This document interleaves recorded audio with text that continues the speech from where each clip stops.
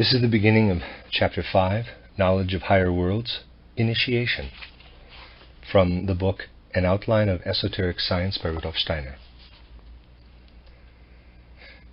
Between birth and death, human beings at our present stage of evolution experience three states of consciousness during ordinary life: waking, sleeping, and the state between them, dreaming. Dreaming will be considered briefly later on in this book, but here let's look at life in its two main alternating states, waking and sleeping. We achieve knowledge of higher worlds by acquiring a third state in addition to sleeping and waking.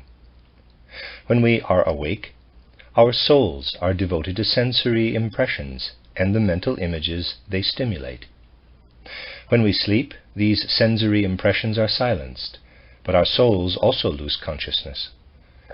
The experiences of the day sink down into a sea of unconsciousness. Now, let's imagine that the sleeping soul is capable of becoming conscious in spite of the fact that all sensory perceptions are excluded, as is otherwise the case in deep sleep, and that not even a memory of the day's experiences is present. In that case, would the soul find itself in a state of nothingness? Would it be unable to have any experiences at all?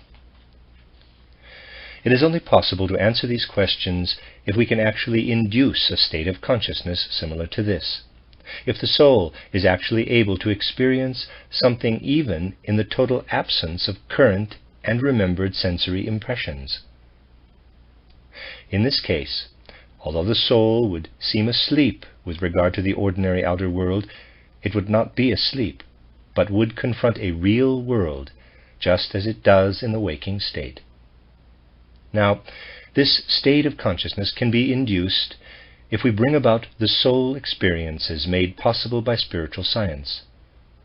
Everything spiritual science tells us about the worlds lying beyond the world of the senses, including the information given in preceding chapters of this book, has been investigated by means of this state of consciousness. This chapter will discuss, to the extent possible in this book, the methods used to create the state of consciousness needed for this research.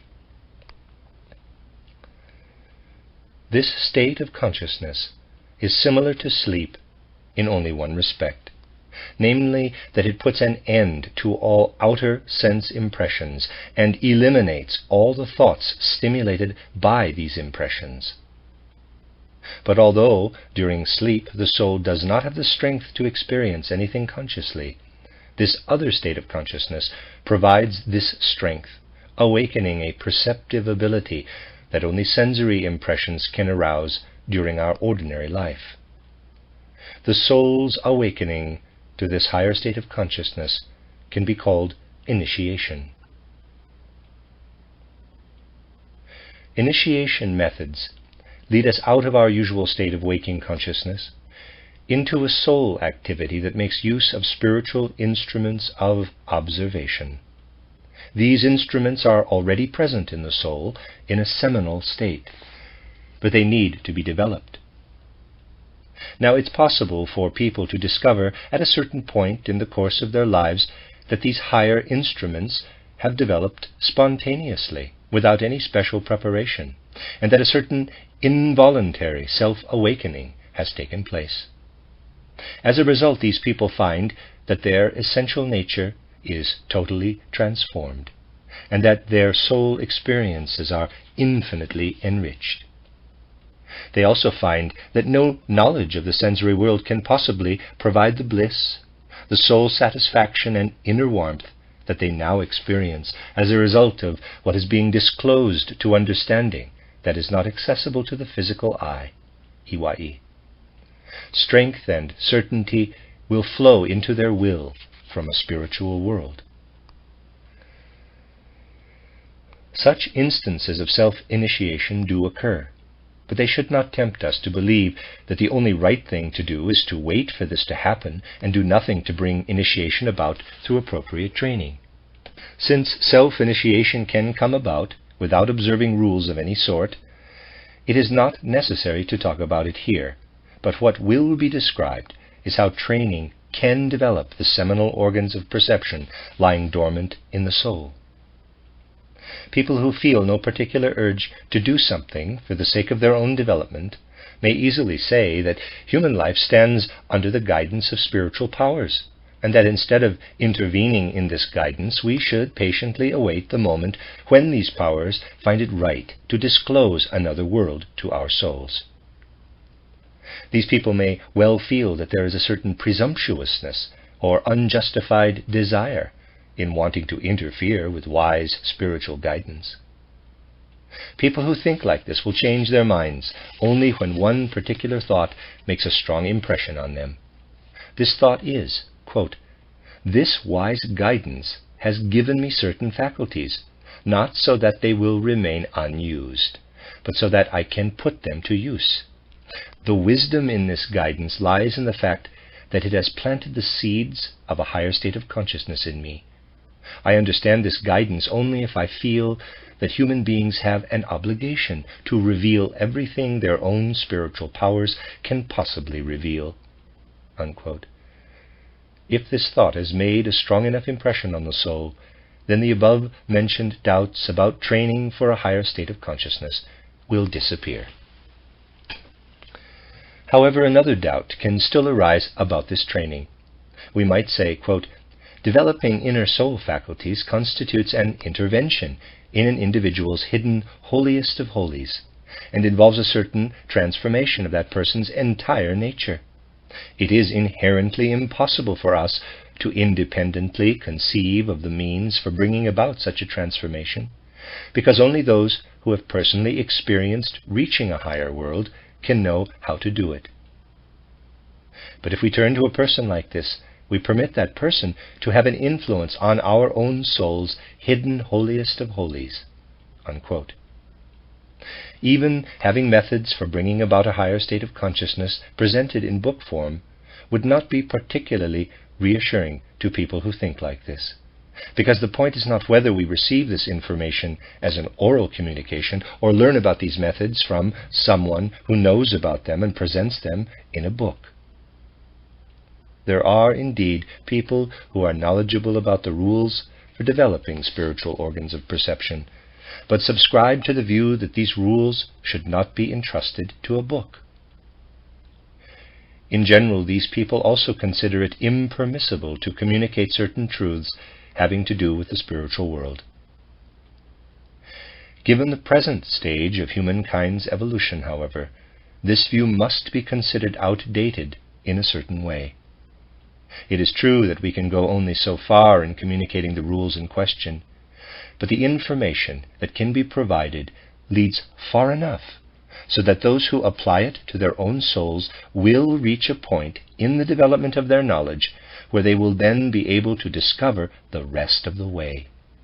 Only personal previous experience on the path to spiritual knowledge can give us the right idea about how this path then leads on. All these facts can give rise to doubts about the path to spiritual knowledge, but these doubts disappear when we consider the nature of the course of development indicated by the training that is appropriate to our times. This is the path that will be discussed here. Other methods of training will be mentioned only briefly. The training that will be discussed here will provide those who have the will to develop their higher faculties with the means for beginning to transform their souls. There is no question of dubious intervention in the student's inner nature unless the teacher attempts to bring about this transformation through methods that elude the student's consciousness. And no instruction in spiritual development that is appropriate for our times makes use of methods like that. Appropriate instruction does not make the student into an unconscious instrument. It supplies rules of conduct which the student then implements. When the occasion arises, the reason for laying down some particular rule will not be withheld. People searching for spiritual development do not need to receive and apply these rules as a matter of blind faith. In fact, blind faith is totally out of place in this area. If we have not yet begun spiritual training ourselves, but have considered the nature of the human soul simply as it reveals itself to our ordinary self-observation, we can ask ourselves, after receiving the recommended rules of spiritual training, how can these rules affect our soul life? Even without any training, we can answer this question adequately by applying our healthy common sense in an unbiased way. We can get the right idea of how these rules work even before we subject ourselves to them, although only training itself allows us to actually experience how they work. Even then, our experience will always be accompanied by understanding only if sound judgment accompanies each step we take. In this day and age, any true science of the spirit will provide only rules that can stand up to the scrutiny of sound judgment. If we are ready and willing to undertake only this kind of training, and do not permit any bias to drive us into blind faith, all our doubts will disappear. We will not be disturbed by any objections that can be raised about an appropriate training in attaining a higher state of consciousness. This training is not superfluous, even for those whose inner maturity can eventually lead to self-awakening of their spiritual organs of perception. On the contrary, it is especially suitable for them, because people like this almost invariably have to make many roundabout, useless detours before self-initiation takes place. Training spares them these detours and leads them forward on a straight path. Self-initiation is a result of having achieved the appropriate degree of maturity during preceding lifetimes. It can very easily happen that a soul rejects training out of a certain dim sense of its own maturity, since this feeling can create a certain arrogance that prevents the person from having confidence in a true spiritual training. It is also possible for a certain level of soul development to remain concealed and appear only at a certain age. In such cases, training can be exactly the right way to make it appear. But if the person in question remains closed to the possibility of training, it may well be that his or her ability will remain concealed during the present lifetime, and will appear again only during some subsequent life. It is important to avoid certain obvious misunderstandings with regard to the training in supersensible knowledge that is intended here. One such misunderstanding can arise from thinking that this training intends to make its students into different beings with regard to how they lead their entire lives. But this is not a question of giving people general instructions on how to conduct their lives. It's a question of telling them about soul practices they can carry out in order to learn to observe the supersensible element. These practices have no direct influence on the parts of their lives that lie outside of supersensible observation. People acquire the gift of supersensible observation in addition to these other parts of their lives. This perceptive activity is just as separate from life's ordinary functions as the waking state is from sleep. One state cannot interfere with the other in the least. Wanting to have impressions of the supersensible interspersed in the course of life's ordinary events would be like dealing with constant unhealthy interruptions to your sleep when you are ill. The student must be able to induce the state of observing supersensible reality through an act of free will. Indirectly, however, supersensible training is related to certain standards of conduct, inasmuch as insight into the supersensible is either impossible or harmful without a certain ethical attitude toward life. For this reason, much of what leads to supersensible observation is also a means of ennobling how we lead our lives. On the other hand, insight into the supersensible world allows us to recognize higher moral impulses that also apply to the physical world of the senses. Certain moral necessities can only be recognized from the supersensible world. A second misunderstanding consists in believing that soul practices leading to supersensible cognition might involve changes in the physical body's structure or functioning. On the contrary, these practices have nothing at all to do with anything that is any business of physiologies or of any other branch of natural science, for that matter. They are purely spiritual soul processes that are as far removed from anything physical as healthy thinking and perception are. What happens in the soul as a result of such practices is no different in character from what happens during healthy thinking or conclusion forming. The processes involved in a real training in supersensible knowledge have just as much or little to do with the body as healthy thinking does, and anything that relates to the human being in any other way is a distortion of true spiritual training rather than the real thing. The presentation that follows is to be taken in the spirit of what has been said here. If supersensible training seems to require things that would make a person into something else, this is simply because supersensible cognition proceeds from a person's entire soul. In actual fact, it is simply a question of instruction in practices that make it possible for the soul to bring about moments in its life when it can observe the supersensible. It is only possible to rise to a state of supersensible consciousness from ordinary waking consciousness, the state the soul lives in prior to its ascent. Training provides the soul with methods that will lead it out of the ordinary waking state. Among the first methods provided by the training we are discussing here are some that can still be described as functions of ordinary waking consciousness. The most important of these consist of silent activities of the soul. The soul is meant to devote itself to certain specific mental images that have the intrinsic power to awaken certain hidden faculties in the human soul.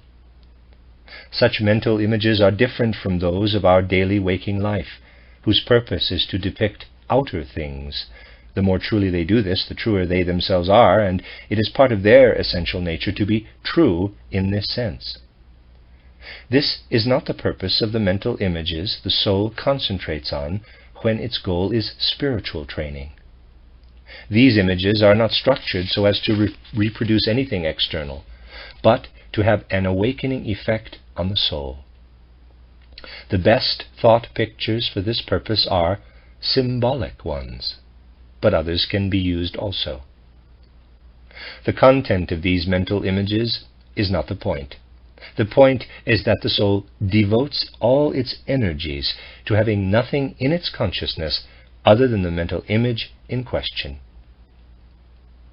In our everyday soul life, the soul's energies are divided among many different things, and our mental images shift rapidly.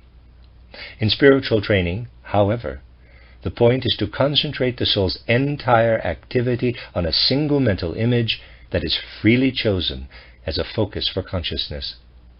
For this reason, symbolic images are better than ones that represent outer objects or processes and have a point of contact with the outer world, since these do not force the soul to rely on itself to the same extent as it does with symbols that it creates out of its own energy. It's not important what is imagined, but only that the process of visualizing the image frees the soul from dependence on anything physical. By calling to mind the concept of memory, we can begin to grasp what it means to immerse ourselves in a visualized image. For example, if we look at a tree and then turn away from it so that we can no longer see it, we can reawaken the mental image of the tree out of our memory. The mental image we have of a tree when it is not actually present before our eyes is the memory of the tree. Now let's imagine that we retain this memory in our soul. We allow the soul to rest on this memory image and attempt to exclude all other images. Then the soul is immersed in the memory image of the tree. But although the soul is immersed in a mental image, this image is a copy of something perceived by our senses. However, if we attempt the same thing with an image that we insert into our consciousness through an act of free will, we will gradually be able to achieve the necessary effect. We will illustrate this with a single example of contemplating or meditating on a symbolic mental image. First, this mental image must be built up in the soul. I can do this as follows. I imagine a plant taking root in the ground, sprouting one leaf after another, and continuing to develop up to the point of flowering. Then I imagine a human being alongside this plant. In my soul, I bring to life the thought that this human being has qualities and abilities that can be called more perfect than those of the plant. I think about how human beings are able to move around in response to their feelings and intentions, while plants are attached to the ground. But then, I also notice that although human beings are certainly more perfect than plants, they also have characteristics that we cannot perceive in plants, characteristics whose absence can actually make plants seem more perfect than humans.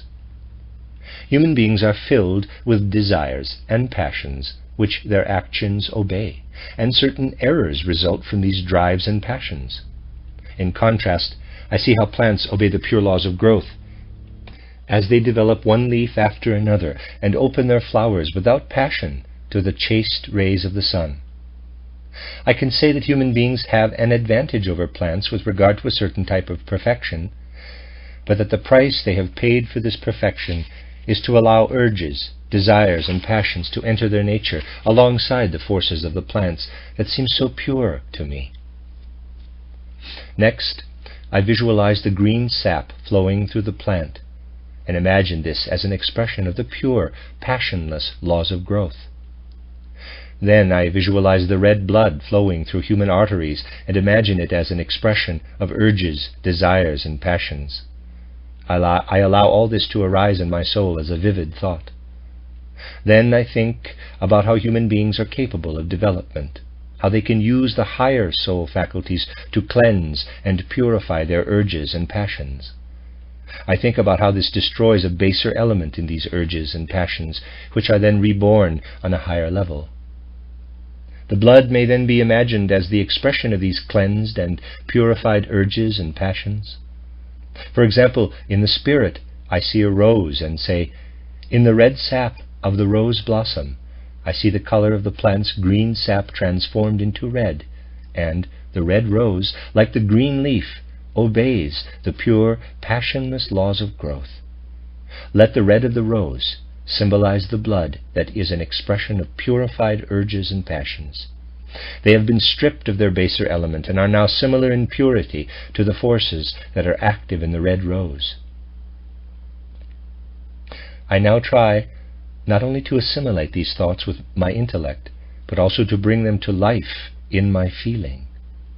I can have a blissful sensation when I imagine the growing plant's purity and absence of passion. I can generate a feeling in myself for the price human beings must pay for greater perfection by acquiring urges and desires. This can transform my earlier bliss into a serious feeling. Next, a feeling of liberating happiness can stir in me as I devote myself to the thought of the red blood that can become the vehicle of inwardly pure experiences, just like the red sap of the rose blossom. It is important not to unfeelingly confront the thoughts that serve to build up a symbolic mental image such as this.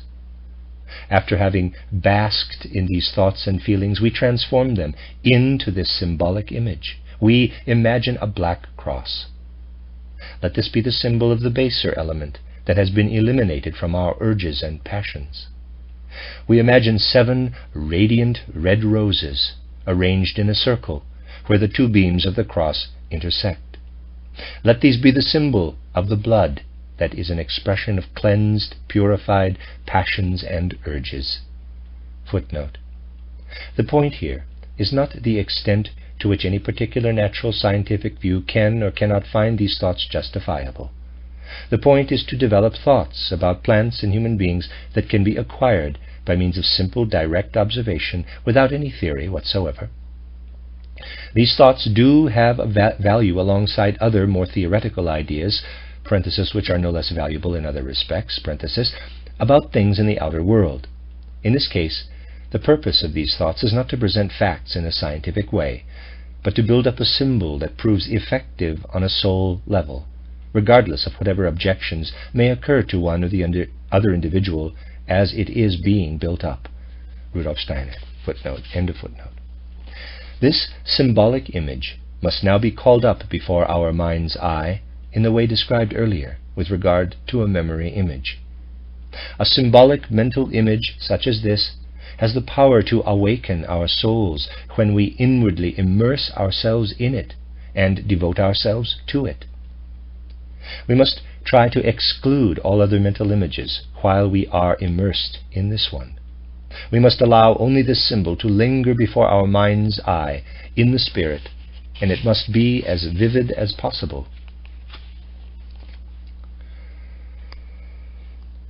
It is not without significance that this symbol was not immediately proffered as a soul-awakening image, but was first built up by means of specific ideas about plants and human beings, because the effectiveness of a symbol like this depends on its being put together in this way before it is used for meditation. If we imagine it without first having gone through this build-up in our own souls, the symbol remains cold, and is much less effective than if it has received its soul-illuminating power through this preparation. During meditation, however, we should not summon up all of these preparatory thoughts, but should only allow the image to linger vividly before us in the spirit, while permitting the feeling we had as a result of these preparatory thoughts to resonate. In this way, the symbol becomes a token of this experience of feeling, and its effectiveness is due to the fact that the soul dwells on this experience. The longer we can dwell on it without a different and disruptive image intervening, the more effective the whole process will be. However, outside of the time we set aside for actual meditation, it is a good idea to frequently repeat the process of building up the image through thoughts and feelings of the type described above, so that the feeling doesn't fade away. The more patience we have in renewing it, the more significant the image becomes for our souls. Additional examples of methods of meditation are described in my book, How to Know Higher Worlds. Described there are meditations on becoming and dying in plants, the creative forces lying dormant in seeds, the forms of crystals, and so on, which are especially effective. The intent here was to use a single example to demonstrate the nature of meditation. A symbol, such as the one described here, is not a copy of any outer thing or being that nature has produced. But this very fact gives it the power to awaken certain faculties that are strictly soul-like in character. However, an objection could be raised to this. Someone might say, quote, "It's true that the symbol as a whole is not present in nature, but all its details have been borrowed from nature. The black color, the roses, and so on. All these things are perceived by the senses." Unquote. Anyone who is bothered by this objection should consider the fact that the process of reproducing the sense perceptions is not what leads to awakening our higher soul faculties, but that this is brought about solely through how these details are combined, and the combination itself does not depict anything that is present in the world of the senses. This symbol was intended to illustrate the process of effective meditation. In spiritual training, any number of images of this sort could be used, and they could be built up in many different ways. Certain sentences, phrases, or single words may also be assigned as subjects for meditation.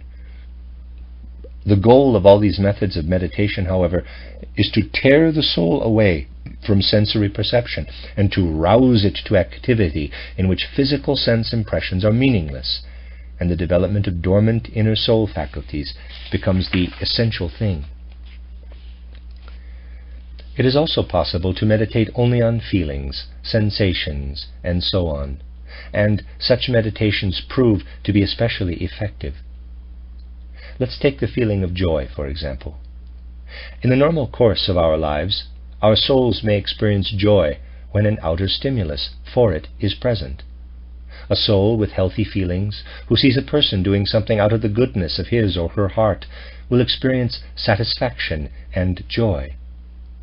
But this soul can then proceed to think about an action of this sort, saying, quote, When something is done out of the goodness of someone's heart, the person in question is acting not in his or her own interest, but in the interest of fellow human beings. Such an action may be called morally good." Unquote. The meditating soul, however, can free itself completely from its mental image of the individual case in the outer world that has given it joy or satisfaction, and it can then form a comprehensive idea of good-heartedness. Perhaps it thinks of how good-heartedness comes about when one's soul absorbs another's interest and makes it its own. The meditating soul can then feel joy in this moral idea of good-heartedness. This joy is not due to any process in the sensory world. It is joy in an idea as such. If we attempt to keep such joy alive in the soul for a certain length of time, we are meditating on a feeling, a sensation. What then becomes effective in arousing our inner soul faculties is not the idea itself, but rather the ongoing influence of a feeling within the soul that has not been stimulated by a mere individual outer impression. Since supersensible knowledge is able to delve more deeply into the essence of things than our ordinary thinking, meditating on feelings derived from supersensible experience is much more effective in developing soul faculties. As necessary as this may be for higher levels of training, we must be aware that we can go quite far simply through energetic meditation on feelings and sensations of the sort typified by the meditation on good-heartedness. Since people differ in their essential character, different training methods will be effective for different individuals. With regard to how long meditation should last, we must keep in mind that the calmer and more deliberate this meditation can become, the stronger its effect will be. However, any excesses in this direction should be avoided. The exercises themselves teach us a certain inner discretion and can show us the limits to observe in this regard. As a rule, such meditation exercises will have to be carried out for a long time before the person doing them is able to perceive their results. Patience and persistence are absolute prerequisites of spiritual training. People who do not summon up both of these attitudes, who do not calmly continue to do their exercises with patience and persistence, forming a constant underlying mood in their souls, will not accomplish much. It should have become evident by now that meditation is a means of acquiring knowledge about higher worlds. However, it should also be evident that not just any arbitrary thought content will lead to this knowledge, but only one that has been organized as described. The path that is pointed out here leads first to what can be called imaginative cognition, which is the first stage of higher knowledge. Cognition based on sensory perceptions and their assimilation by the sense-bound intellect can be called object cognition in the sense of spiritual science. Beyond this lie higher levels of cognition, the first of which is imaginative cognition. The term imaginative may cause doubts on the part of those who think of imagination only in terms of illusory ideas that don't correspond to anything real. In spiritual science, however, imaginative cognition must be understood as cognition that comes about through a supersensible state of consciousness in the soul. Our senses have no access to the spiritual realities and beings that are perceived in this state. Because this state of consciousness is awakened in the soul by meditating on symbols or imaginations, the world belonging to this higher state of consciousness can be called the imaginative world, and the cognition that applies to it can be called imaginative cognition.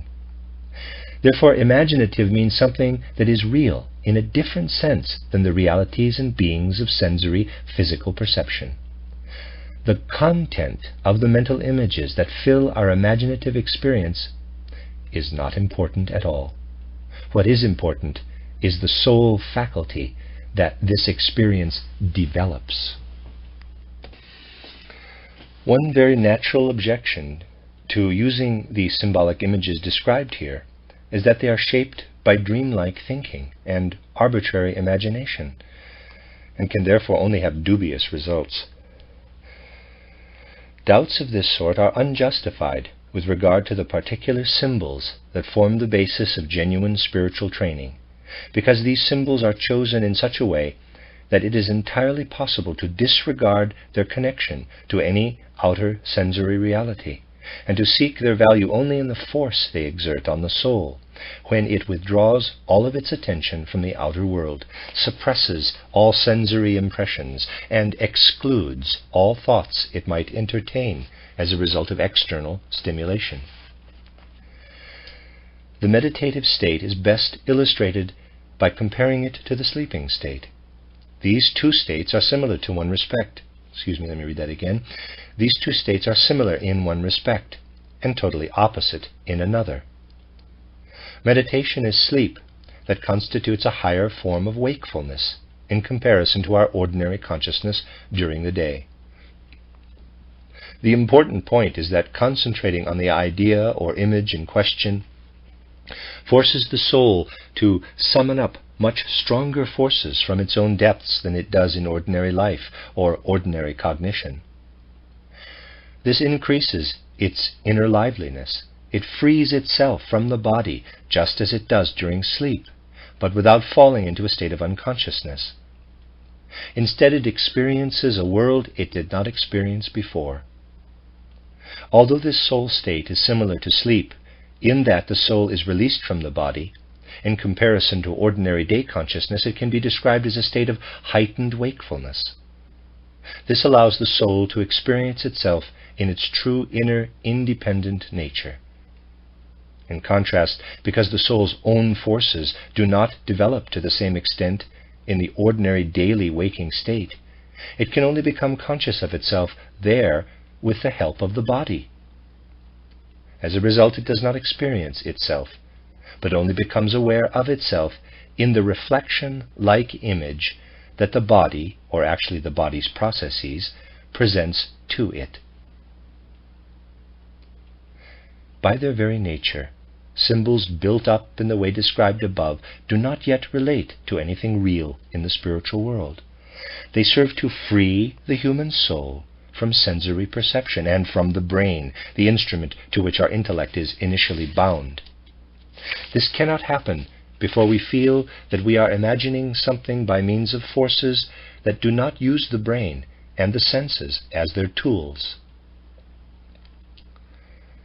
The first thing we experience on this path is this process of being freed from our physical organs. We can then say that our consciousness is not extinguished when we disregard sensory perceptions and ordinary intellectual thinking. We are able to rise above them and experience ourselves as individual beings alongside what we were previously. This is the first purely spiritual experience, observing an I being of soul and spirit, a new self that has risen up out of the self that is bound only to the physical senses and the physical intellect. If we freed ourselves from the world of the senses and the intellect without meditation, we would sink down into the nothingness of unconsciousness. Of course, we each have a being of soul and spirit prior to meditation, but at that point it has no tools for observing the spiritual world. It is something similar to a physical body without eyes for seeing or ears for hearing. The energy applied during meditation first creates organs of soul and spirit in a previously unorganized soul-spiritual being.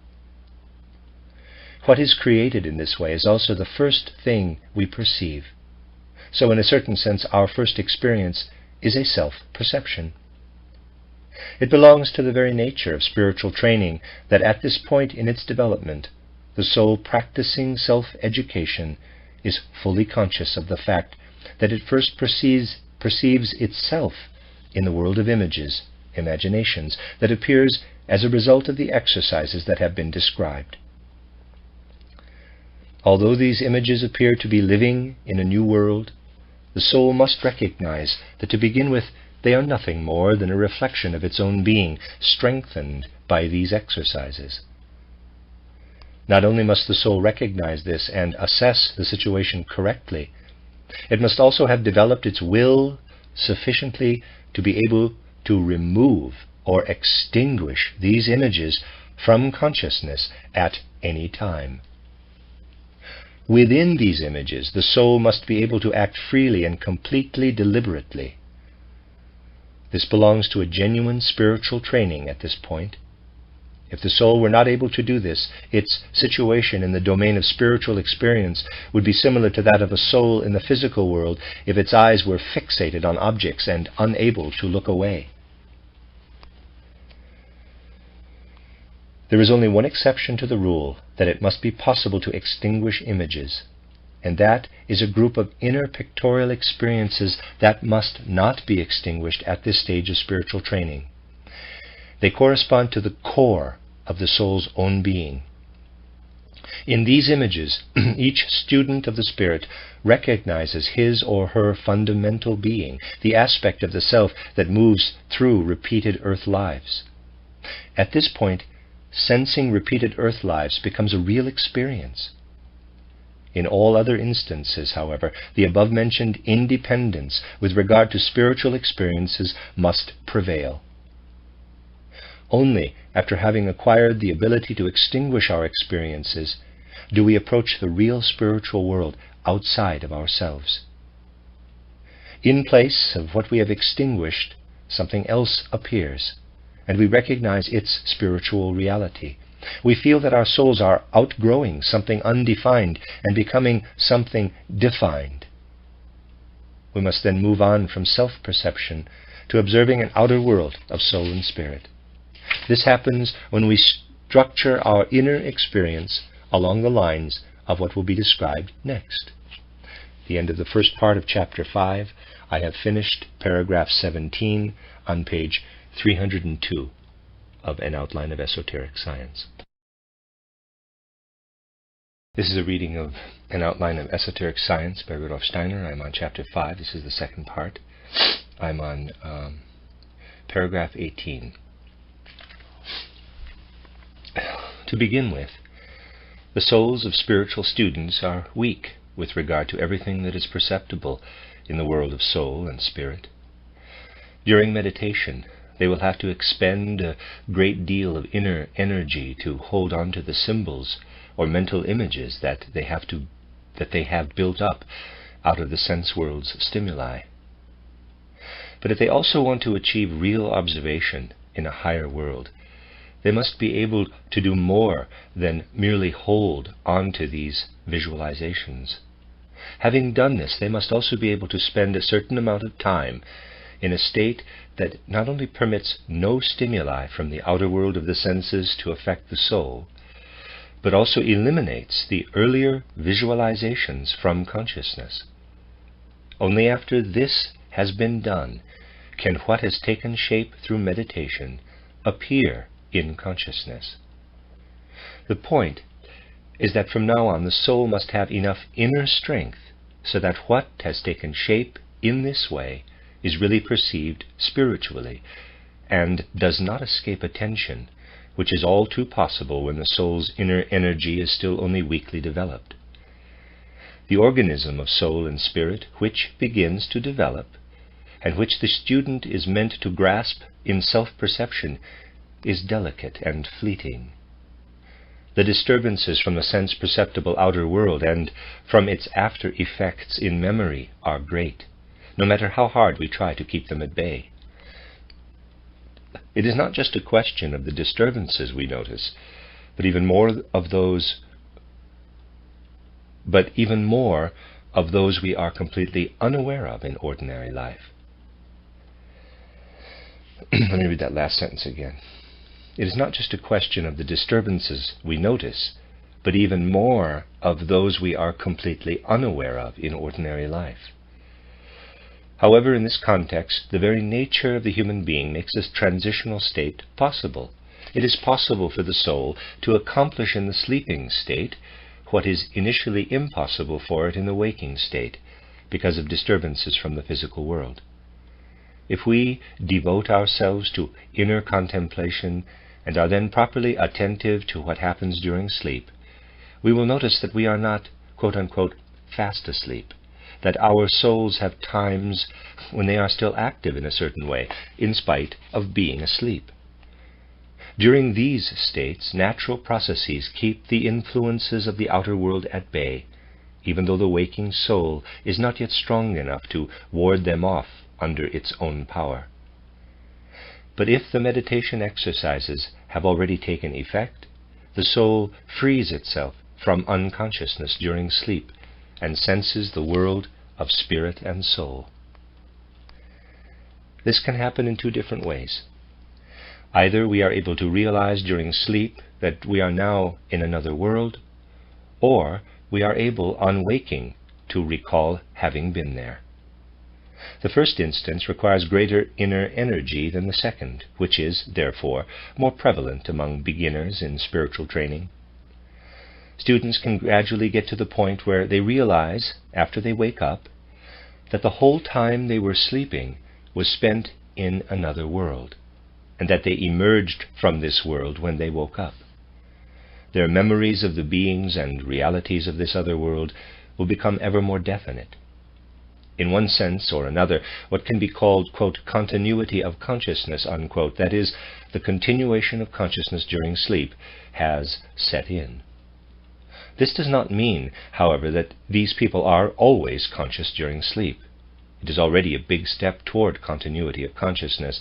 If people who otherwise sleep just like anyone else have certain times during sleep, when they can look as though consciously into a world of spirit and soul, or if they can look back in memory on these brief conscious states when they are awake.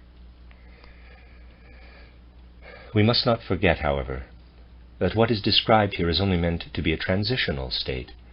If our purpose is to train ourselves, it's good to go through this transitional state, but we should not believe that we should derive a conclusive view of the world of spirit and soul from it. In this state, the soul is uncertain and not yet able to trust its perceptions. Through such experiences, however, it gathers more and more strength in order eventually to be able to keep the disturbing influences of the physical outer and inner worlds at bay when it is awake, and thus to observe the world of spirit and soul without being distracted by any impressions coming from the senses, by the intellect that is bound to the physical brain, or even by the mental images of meditation, which are merely a preparation for spiritual sight and have now been removed from consciousness. Anything spiritual science makes public in any form should never originate in any other kind of soul-spirit observation than the one that occurs in the fully waking state. Two soul experiences are important as our spiritual training continues.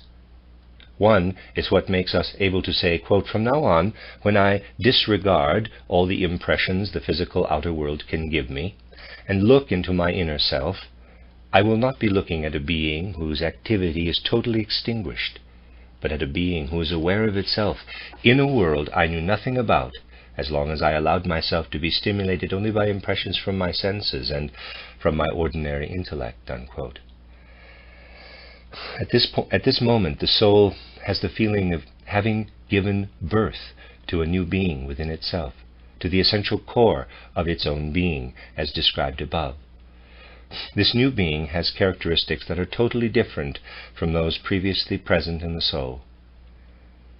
The other experience is that of having the old being standing like a second being alongside the new.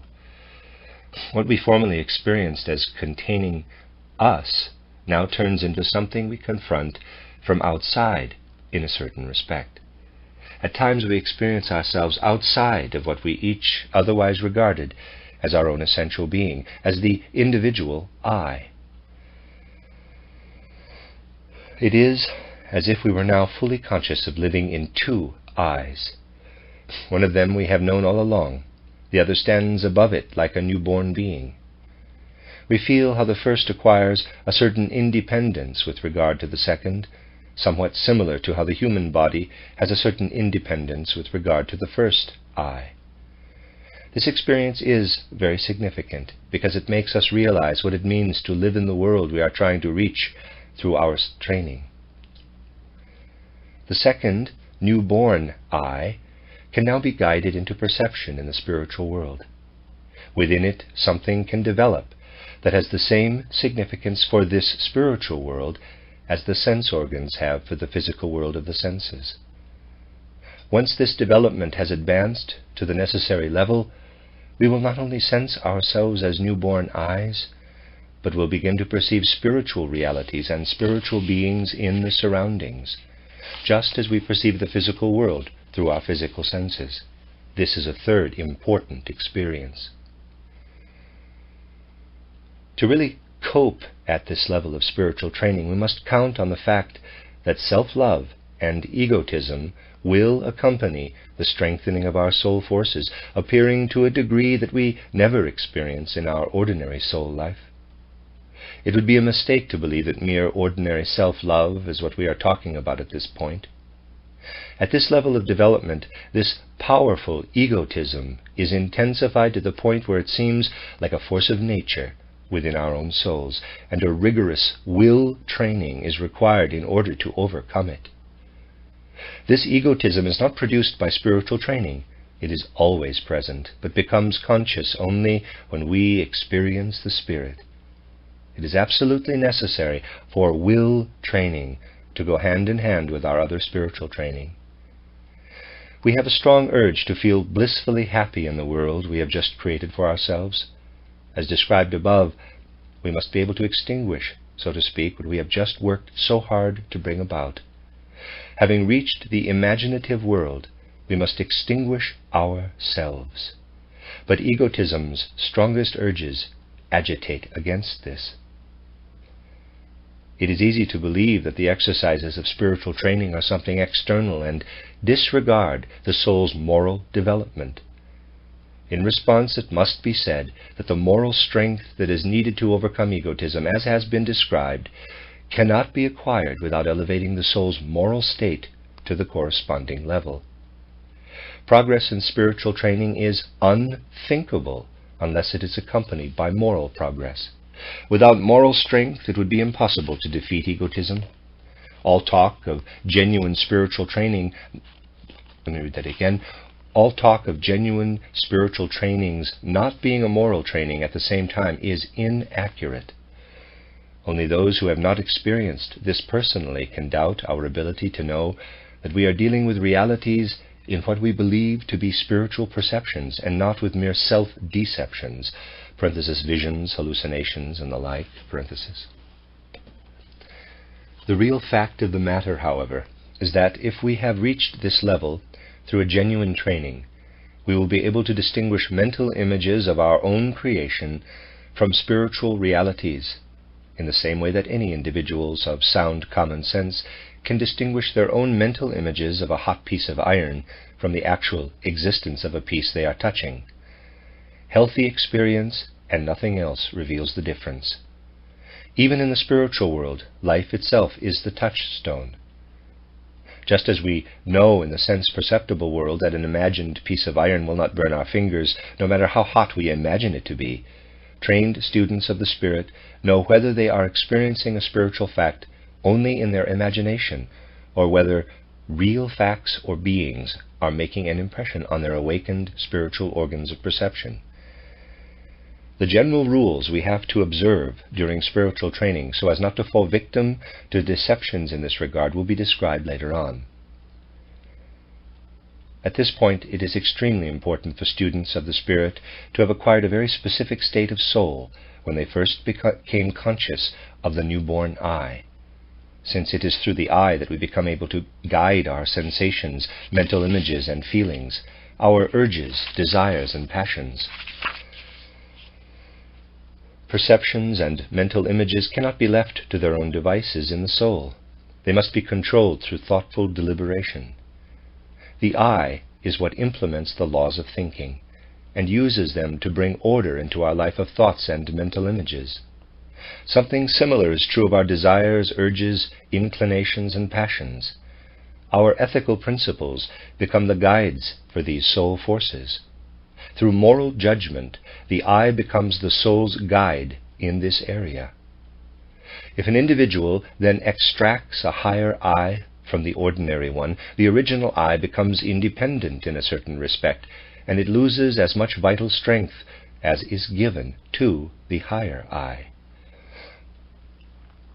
Let's suppose, however, that an individual who has not yet developed sufficient ability and stability with regard to laws of thinking and powers of judgment chooses to give birth to the higher I on this level. This person will only be able to leave behind as much thinking ability for his or her lower I as was developed previously. If the amount of orderly thinking is insufficient, a disorderly, confused, fantastical type of thinking and judging will appear in this person's newly independent, ordinary I. Because the newborn I in such a person can also only be weak, the confused lower I will dominate supersensible perception, and the person in question will not demonstrate balance in judging his or her observations of the supersensible. If this person had developed the faculty of logical thinking sufficiently, it would have been quite safe to allow the lower I to be independent. This is also true in the domain of ethics. If we have not achieved firmness in our moral judgments, if we have not sufficiently mastered our inclinations, urges, and passions, we will allow the ordinary I to become independent under circumstances in which these soul forces are still active. As a result, we may not apply the same high standards of truthfulness to our experiences of supersensible cognition as we do to what we raise to the level of consciousness in the outer physical world. With this slackened sense of truth, we could take all kinds of fantastic imaginings for spiritual reality. Firmness in ethical judgments, steadiness of character, and thoroughness of conscience must work into our sense for truth, having first been developed in the I that is left behind before the higher I becomes active for purposes of supersensible cognition. This is not meant to scare people away from spiritual training, but it does have to be taken very seriously. If we have the strength of will to do everything necessary to make the first I inwardly secure in carrying out its functions, we have no reason to be afraid of freeing the second I through spiritual training to pursue supersensible cognition. However, we must be aware of how powerful self-deception is when it comes to feeling mature enough to undertake something. Students in the spiritual training that is described here develop their thought life to the extent that they will never be in danger of going astray, although this is often assumed to be inevitable. This thought development makes all the necessary inner experiences appear and be played out in the soul as they should be, without being accompanied by harmful aberrations of fantasy. Without appropriate thought development, these experiences can cause profound uncertainty in the soul. Through the method emphasized here, these experiences appear in such a way that it is possible to become completely familiar with them, just as we become familiar with perceptions of the physical world if we are in a sound state of mind. By developing our thought life, we become more able to observe what we are experiencing in ourselves. If we do not develop it, we will not be able to face this experience in a calm and collected manner. An appropriate training lists certain qualities that those who want to find the way into the higher world should acquire through practice. These are, above all, the soul's mastery over its train of thought, its will, and its feelings. The method for bringing this mastery about through practice has two goals.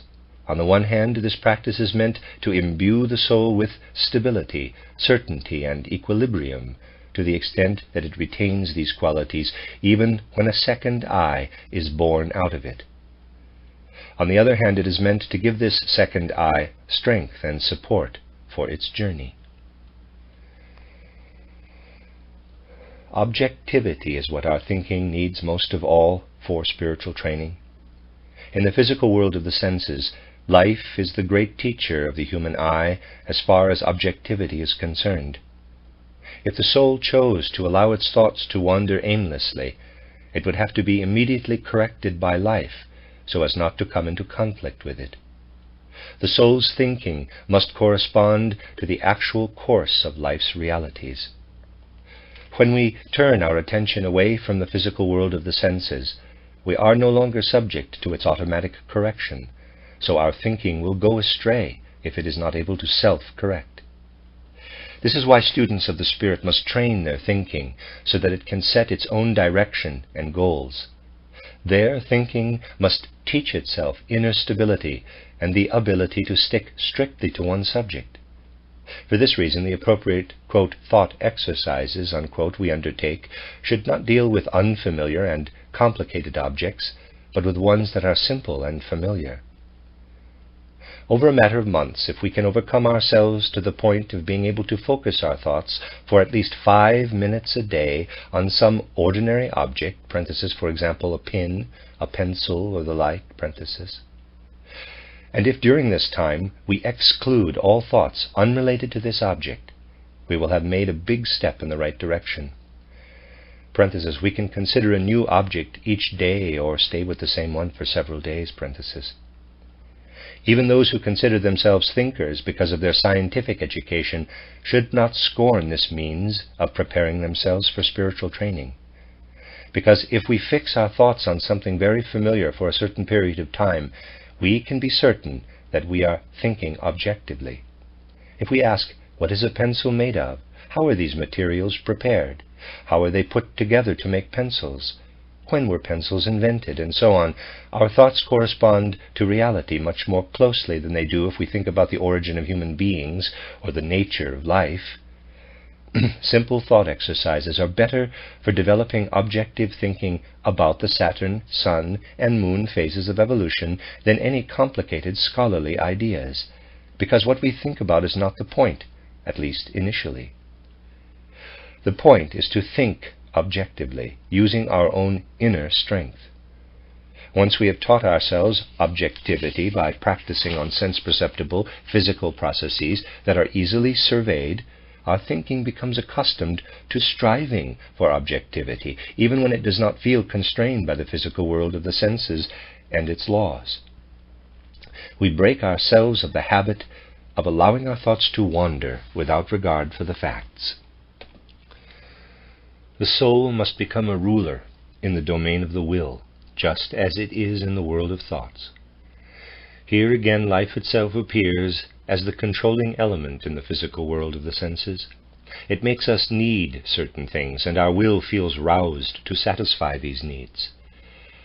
For the sake of higher training, we must get used to strictly obeying our own commands. If we do this, we will become less and less inclined to desire non-essentials. Dissatisfaction and instability in our life of will, however, are based on desiring things without having any clear concept of realizing these desires. This dissatisfaction can disrupt our entire mental life when a higher I is trying to emerge from the soul. A good exercise is to tell ourselves to do something daily at a specific time over a number of months. Today, at this particular time, I will do this. We then gradually become able to determine what to do and when to do it, in a way that makes it possible to carry out the action in question with great precision. In this way we rise above damaging thoughts such as, quote, I'd like this, but I want to do that, quote, unquote, with which disregard totally the feasibility of what we want. A very great man put these words into the mouth of a seer, quote, I love whomever longs for the impossible, unquote, footnote, Goethe Faust, Part 2, Act 2, end footnote. This great man himself said, quote, living in ideas means treating the impossible as if it were possible, unquote, footnote, Goethe Verses in Prose, end footnote. These statements, however, should not be used as objections to what has been presented here, because what Goethe and his seeress Manto ask can only be accomplished by those who have trained themselves in desiring what is possible in order to then be able to apply their strong will to, quote, impossibilities, unquote, in a way that transforms them into possibilities. For the sake of spiritual training, the soul should also acquire a certain degree of composure with regard to the domain of feeling.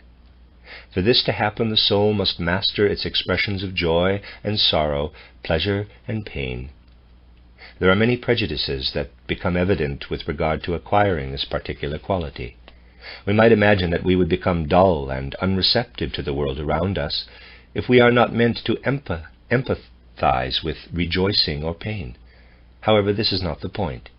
The soul should indeed rejoice when there is reason to rejoice, and it should feel pain when something sad happens.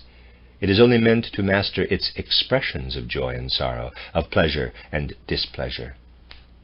With this as our goal, we will soon notice that rather than becoming dulled to pleasurable and painful events in our surroundings, the opposite is true.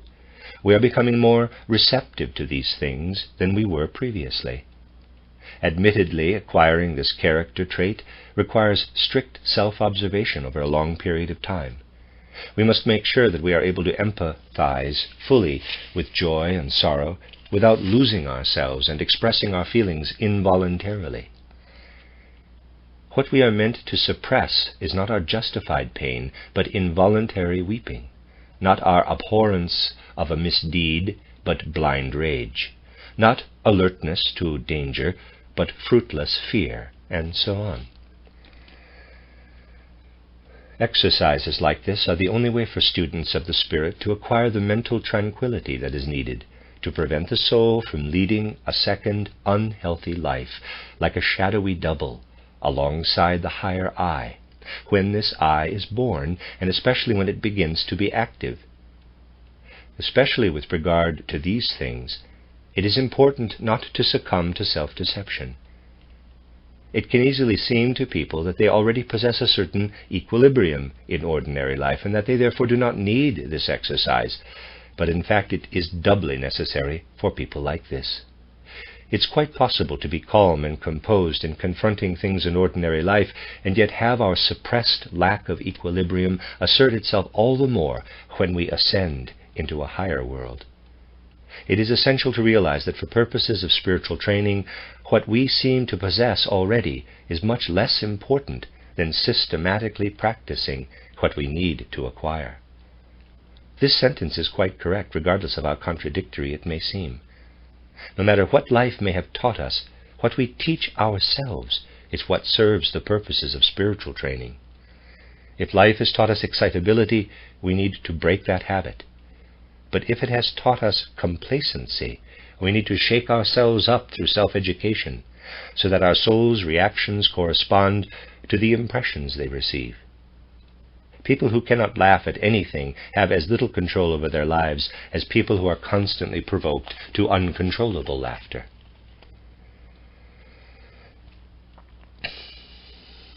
An additional way of training our thinking and feeling is by acquiring a quality we can call positivity. There is a beautiful legend that tells of Christ Jesus and several other people walking past a dead dog. Footnote, a story attributed to the Persian poet Nizami, 1141 to 1203, and adapted by Goethe for inclusion in his West-Östlicher Divan. It is translated into English as Agrophon in selected poems, Angelos Sikellanios, Princeton University Press, Princeton, 1979, pages 137 to 139. End footnote. The others all turned away from the ugly sight, but Christ Jesus spoke admiringly of the animal's beautiful teeth. We can practice maintaining the soul attitude toward the world that this legend exemplifies. The erroneous, the bad, and the ugly must not prevent the soul from finding the true, the good, and the beautiful wherever they are present. We must not confuse this positivity with being artificially uncritical or arbitrarily closing our eyes to things that are bad, false, or inferior. It is possible to admire a dead animal's beautiful teeth and still see the decaying corpse.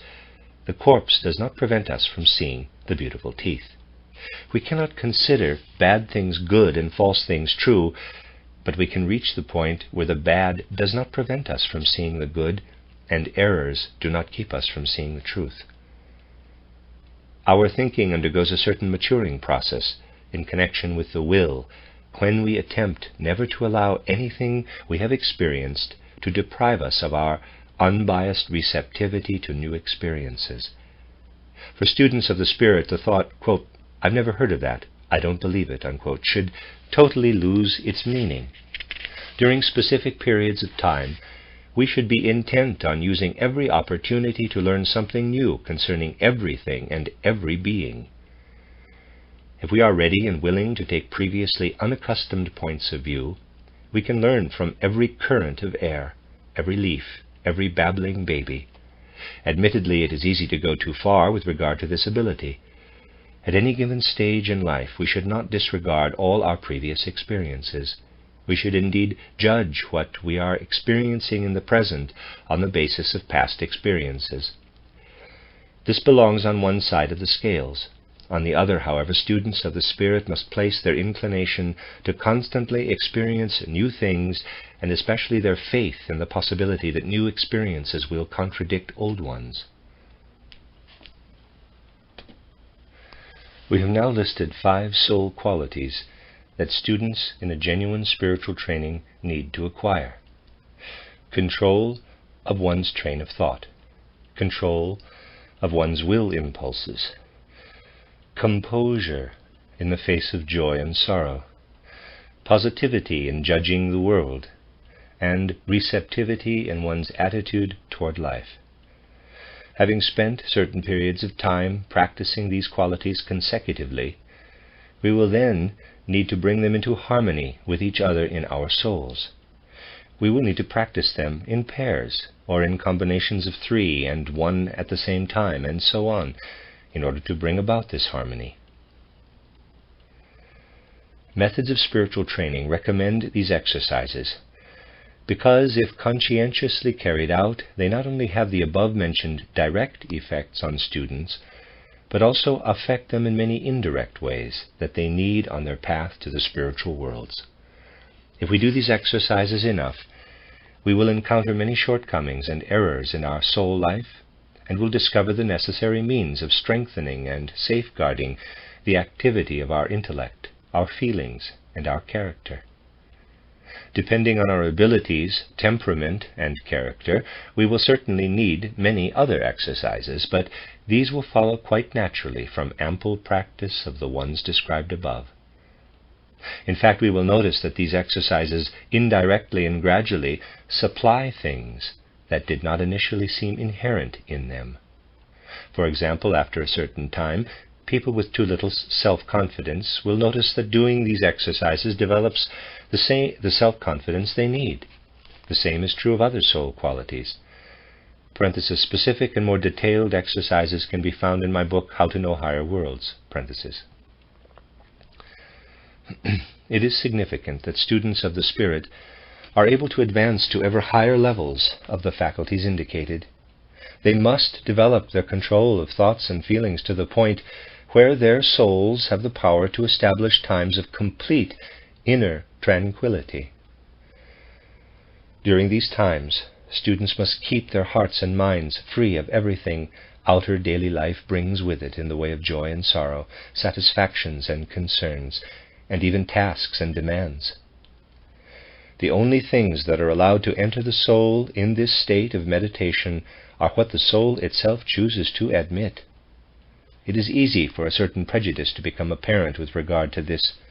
People might think that we would estrange ourselves from daily life and its tasks if we withdrew our heart and mind from them for certain periods during the day. In reality, however, this is not the case at all. If we give ourselves up to periods of inner stillness and peace, this engenders many powerful forces that are applicable even to our duties in daily life. As a result, we will not only not be worse at fulfilling our daily obligations, but will certainly be better at it than we were before. It is extremely valuable when people are able to detach themselves completely during these periods from thoughts about their personal concerns and rise to concerns that are shared by all. If they are able to fill their souls with communications from the higher spiritual worlds, and if this information is able to capture their interest to the same extent as their personal cares or concerns, this will prove especially fruitful for their souls. If we make an effort to intercede in our soul life and regulate it in this way, we will also find it possible to observe ourselves and our own concerns with the same composure we apply to the concerns of others. Being able to look at our own experiences, joys and sorrows as if they belonged to someone else is a good preparation for spiritual training.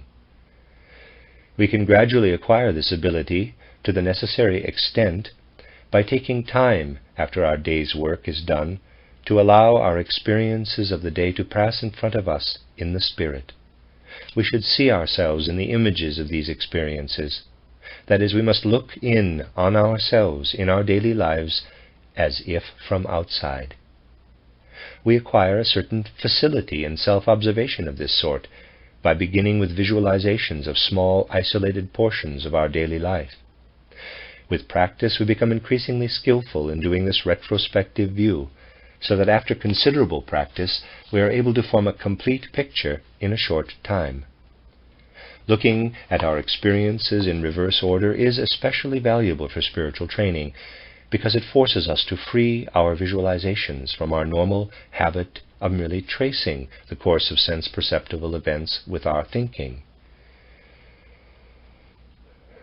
In this reversed thinking, we visualize things correctly, but are not bound by their sense-perceptible sequence. This is something we need in order to find our way into the spiritual world.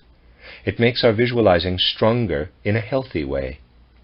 That's why it is also good, in addition to visualizing our daily life in reverse, to do the same with other things, such as the sequence of a drama, a narrative, a melody, and so on. For students of the spirit, the ideal increasingly becomes to relate to the events they encounter in life with inner certainty and tranquility of soul, and to judge them according to their own inherent significance and value, rather than on the basis of a personal state of mind. With this ideal in view, students are able to create a foundation in their own souls for devoting effort to the above-mentioned meditation exercises on symbolic ideas or other thoughts and feelings.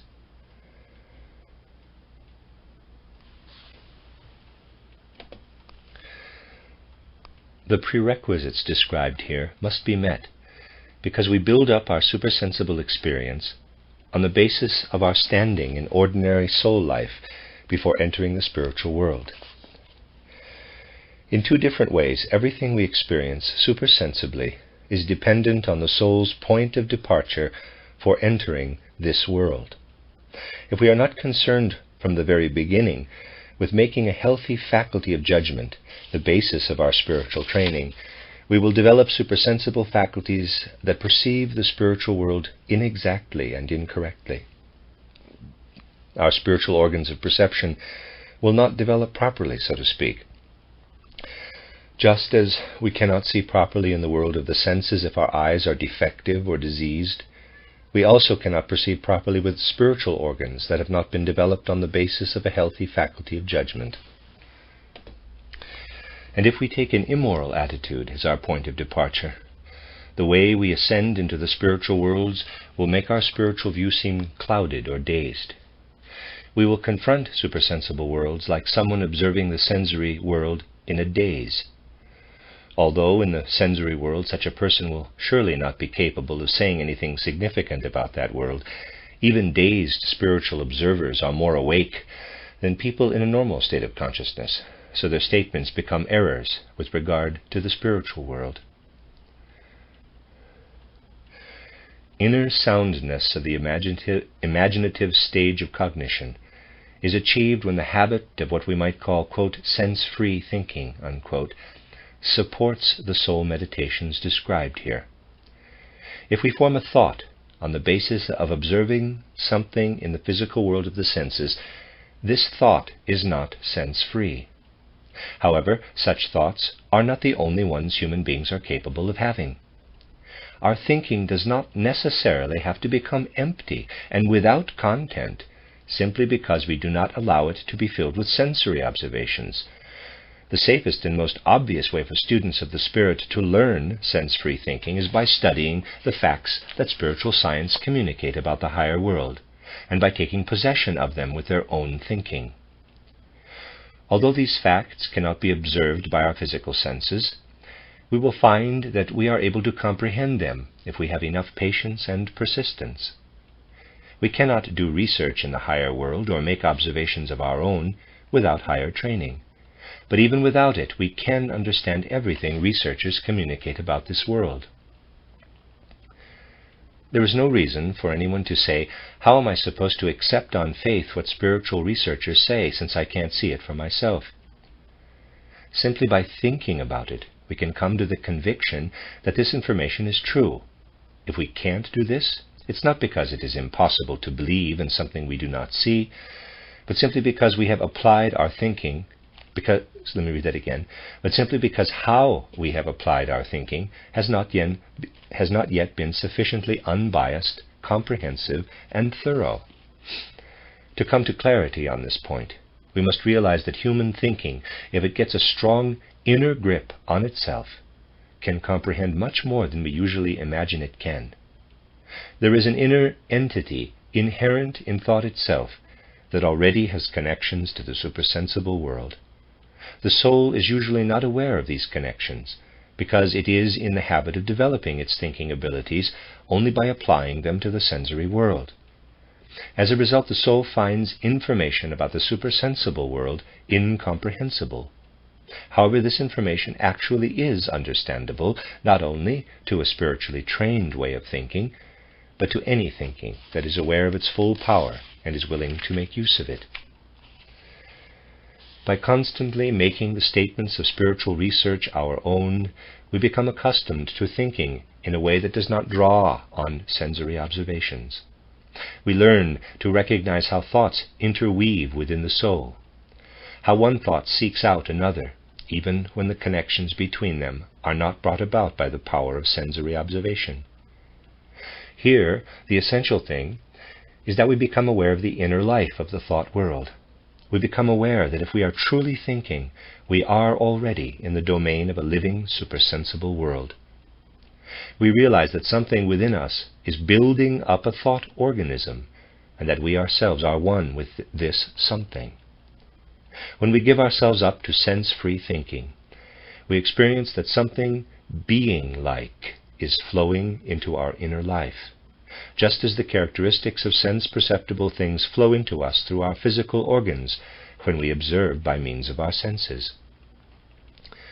Observers of the sense-perceptible world say to themselves, "There is a rose in the space out there, and it is not strange to me, because it makes itself known through its color and its smell." When sense-free thinking is at work in us, we only need to be sufficiently unbiased to have the corresponding thought. Something being-like that links one thought to another within me, forming a thought organism, is making itself known to me. However, there is a difference between the sensations we have of things we observe in the outer sensory world and our sensations of the inherent reality that makes itself known in sense-free thinking. People observing a rose feel that they are observing it from outside, while people devoting themselves to sense-free thinking feel that the inherent reality that is making itself known to them is present within them. They feel one with it. Of course, those who can only bring themselves, either consciously or subconsciously, to acknowledge the existence of things that confront them in the way that external objects do, will not be able to have the feeling that something being-like in character can make itself known through the fact that they feel one with it. In order to see correctly in this connection, we must be able to have this inner experience. We must learn to distinguish the connections between thoughts that we create freely and arbitrarily from the ones we experience within ourselves when we silence our personal arbitrary will. In the case of the latter, we may then acknowledge that while we ourselves are quite still and are not creating any connections between thoughts, we are giving ourselves up to what, quote-unquote, thinks in us. We are then as fully justified in saying that something being-like in character is working in us as we are in saying that the rose is working on us when we perceive a certain red color or a particular scent. This is not contradicted by the fact that the contents of these particular thoughts of ours have been communicated to us by spiritual researchers. Although these thoughts are already present when we give ourselves up to them, it would be impossible for us to think them without recreating them anew in our souls in each single instance. In any case, the important point here is that when spiritual researchers awaken thoughts in their listeners and readers, these people must first draw these thoughts up out of themselves. In contrast, researchers who describe sense-perceptible realities point to things that their listeners and readers can observe in the world of the senses. Parenthesis. It's a long one, too. The path that leads us to sense-free thinking by means of information conveyed by spiritual science is absolutely reliable. However, there is another one that is even more reliable and, above all, more exact. It is presented in my books Goethe's Worldview and Intuitive Thinking as a Spiritual Path. A footnote, Goethe's Worldview is Mercury Press, Spring Valley, New York, 1985. Intuitive Thinking as a Spiritual Path, A Philosophy of Freedom, Anthroposophic Press, Hudson, New York, 1995. End footnote. These books present the knowledge human thinking can gain when it does not devote itself to the impressions of the external physical world of the senses, but only to itself. What is then at work is not the thinking that indulges only in memories of sense-perceptible things. It is pure thinking, which acts like a living entity within the human being. Although these books include none of the information conveyed by spiritual science, they demonstrate that pure thinking, working only within itself, is capable of unlocking the secrets of the universe, life, and the human being. These works constitute an important intermediate level between knowing the world of the senses and knowing the spiritual world. They present what thinking can gain by rising above sensory observation while not yet becoming involved in spiritual research. If we allow these books to work on our entire souls, we are already in the spiritual world, but it makes itself known to us as the world of thoughts. People who feel that they are in a position to allow an intermediate stage such as this to work on them are traveling a safe path. It will give them a feeling for the higher world that will bear the most beautiful fruit in all times to come. End parentheses. That's the end of paragraph 33 on page 325. And I'll end this section here. I'm on page 325 of An Outline of Esoteric Science, Chapter 5. This is the third part of Chapter 5 that I'm reading, and it begins on paragraph 34. To put it precisely, the goal of meditating on the symbolic mental images and feelings characterized above is to develop higher organs of perception within the human astral body.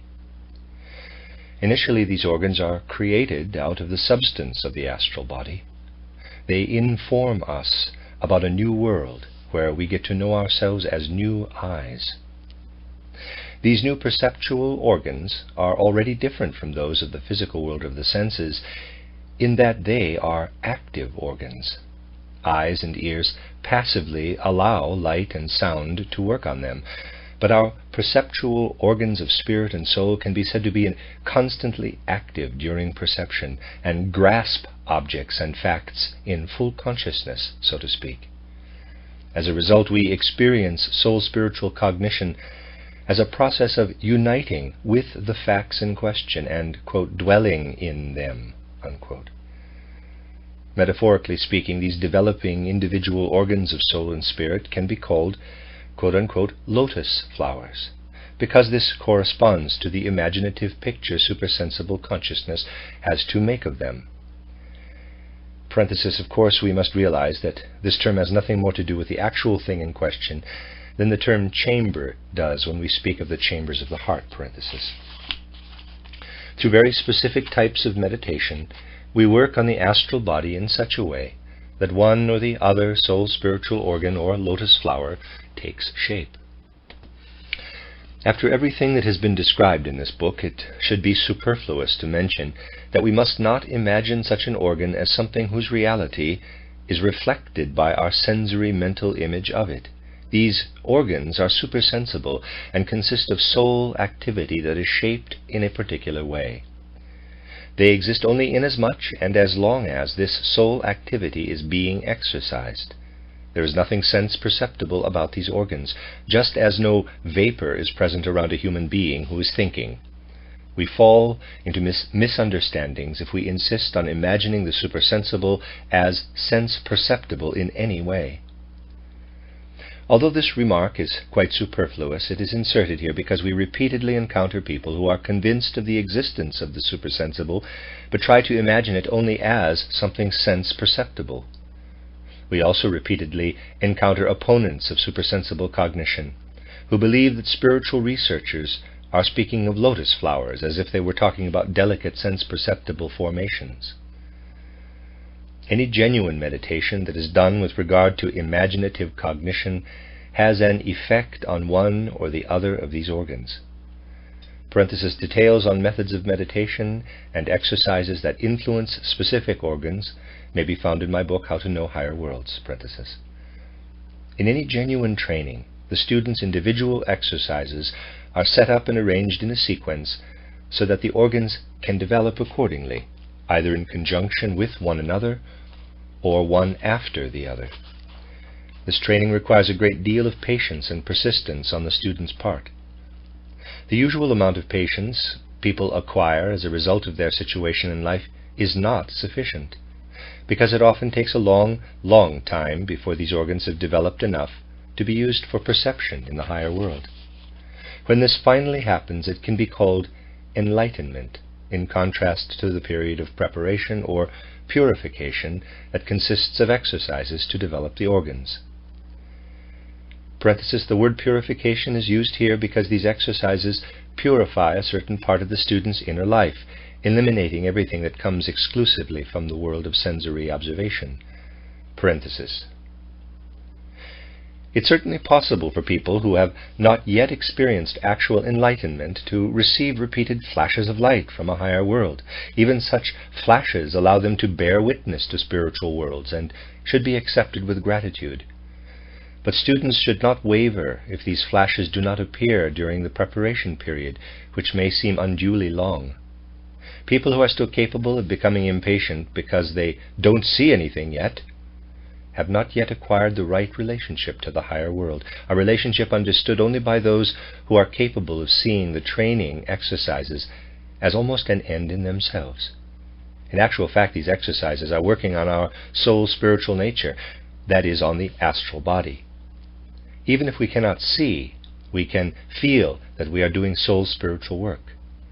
The only possible reason for not being able to feel this is having a preconceived idea of what we are actually trying to see. In that case, we will think nothing of something that is actually immensely significant. However, we must be subtly attentive to all of our experiences while practicing, because they are so very different from all of our experiences in the world of the senses. We will then notice that we are not simply making impressions on the astral body as if it were some indifferent substance. There is a whole world in there that is different from the life our senses tell us about. Higher beings work on the astral body in the same way the outer physical world of the senses works on the physical body. We quote-unquote bump into the higher life in our own astral body if we do not close ourselves off to it. But if we repeatedly say to ourselves, quote, "I don't perceive anything," unquote, it's usually because we have preconceived ideas of how this perception is supposed to look. Because we are not seeing what we have convinced ourselves we ought to see, we say that we don't see anything. However, once we have the right attitude about doing these training exercises, we will increasingly find something in them that we can love for its own sake. We will realize that the very act of practicing places us in the midst of a world of spirit and soul, and we will wait patiently and humbly for what may follow. This attitude can best become conscious in us in these words: I will do all the exercises that are suitable for me, knowing that at the right time as much will come to me as is important for me to have.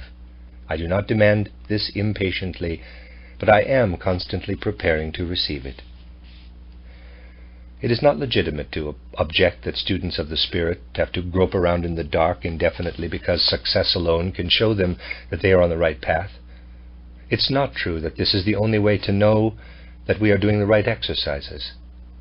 If we take the right approach to our exercises, the satisfaction we gain will make it clear that we are doing the right thing. We do not have to wait for success to have this certainty.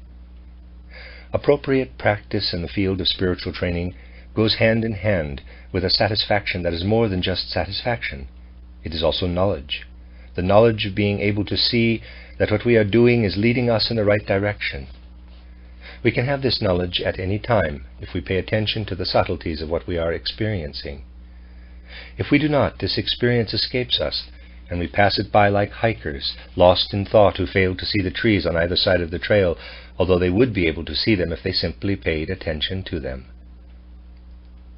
Success invariably does come if we continue to practice, and it is not at all desirable to force results to appear more quickly. If we did, the result might be only a small part of what actually should have appeared. With regard to spiritual development, partial success is often the reason for a great delay in achieving complete success. Moving among the forms of spiritual life that constitute partial success dulls us to the influences of forces that can lead to higher levels of development. We only appear to have gained something by having, quote-unquote, seen into the spiritual world, because seeing it in this way gives us deceptive images instead of truth. As the soul's spiritual organs, or lotus flowers, take shape, they appear to supersensible consciousness to be located close to certain organs in the physical body of the person undergoing training.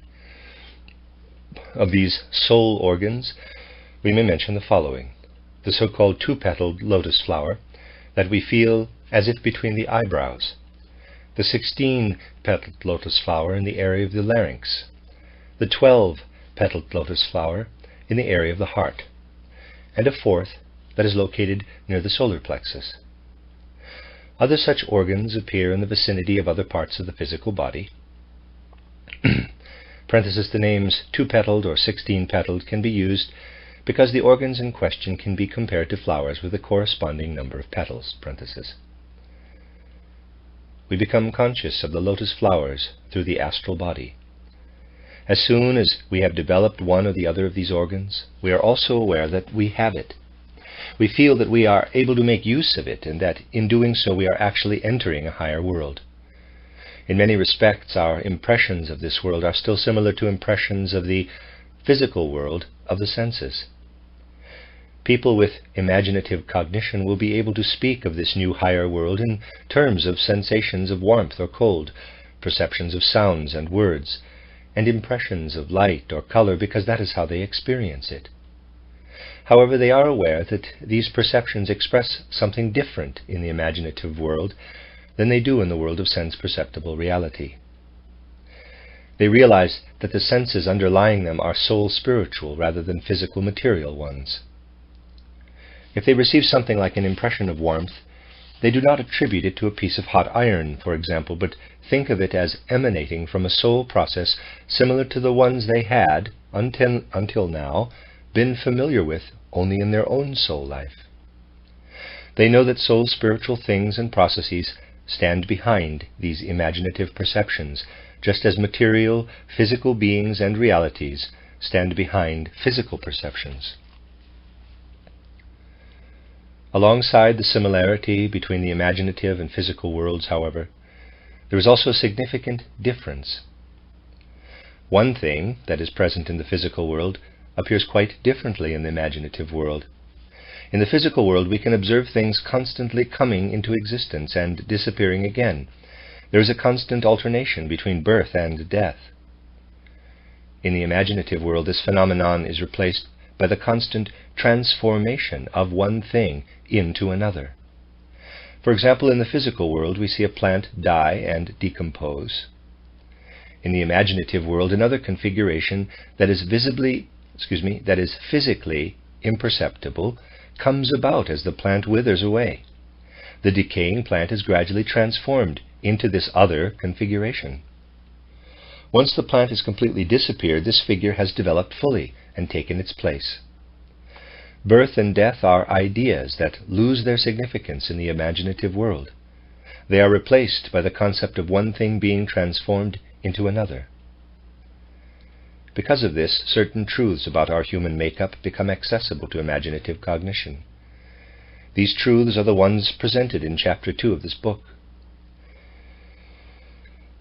As far as physical sensory perception is concerned, only the processes of the physical body are perceptible.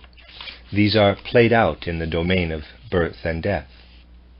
The other members of our human makeup, the life body, the sentient body, and the eye, are subject to the laws of transformation and are perceptible to imaginative cognition. Anyone who has advanced to this stage perceives how something that goes on living after death in another state of existence releases itself, so to speak, from the physical body at death.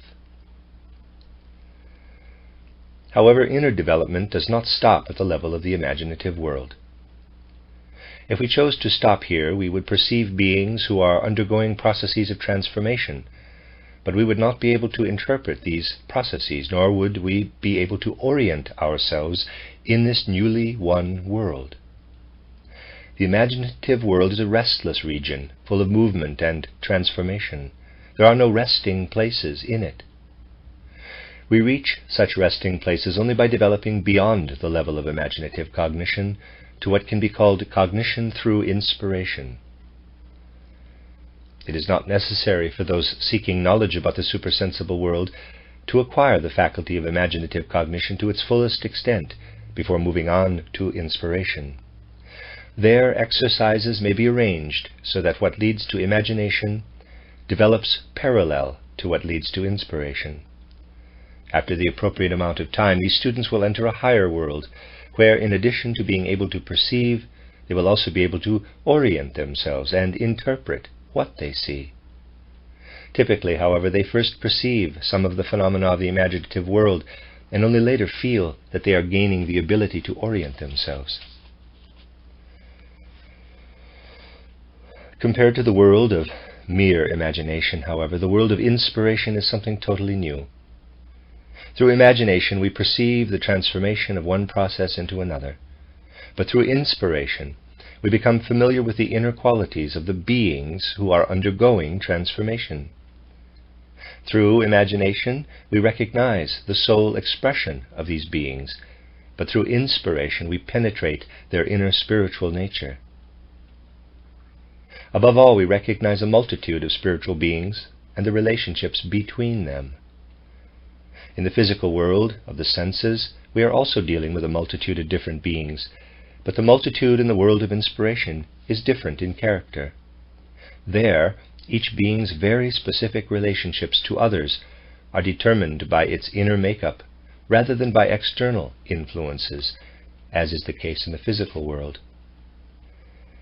When we perceive a being in the world of inspiration, we do not perceive any outer effect it might have on another.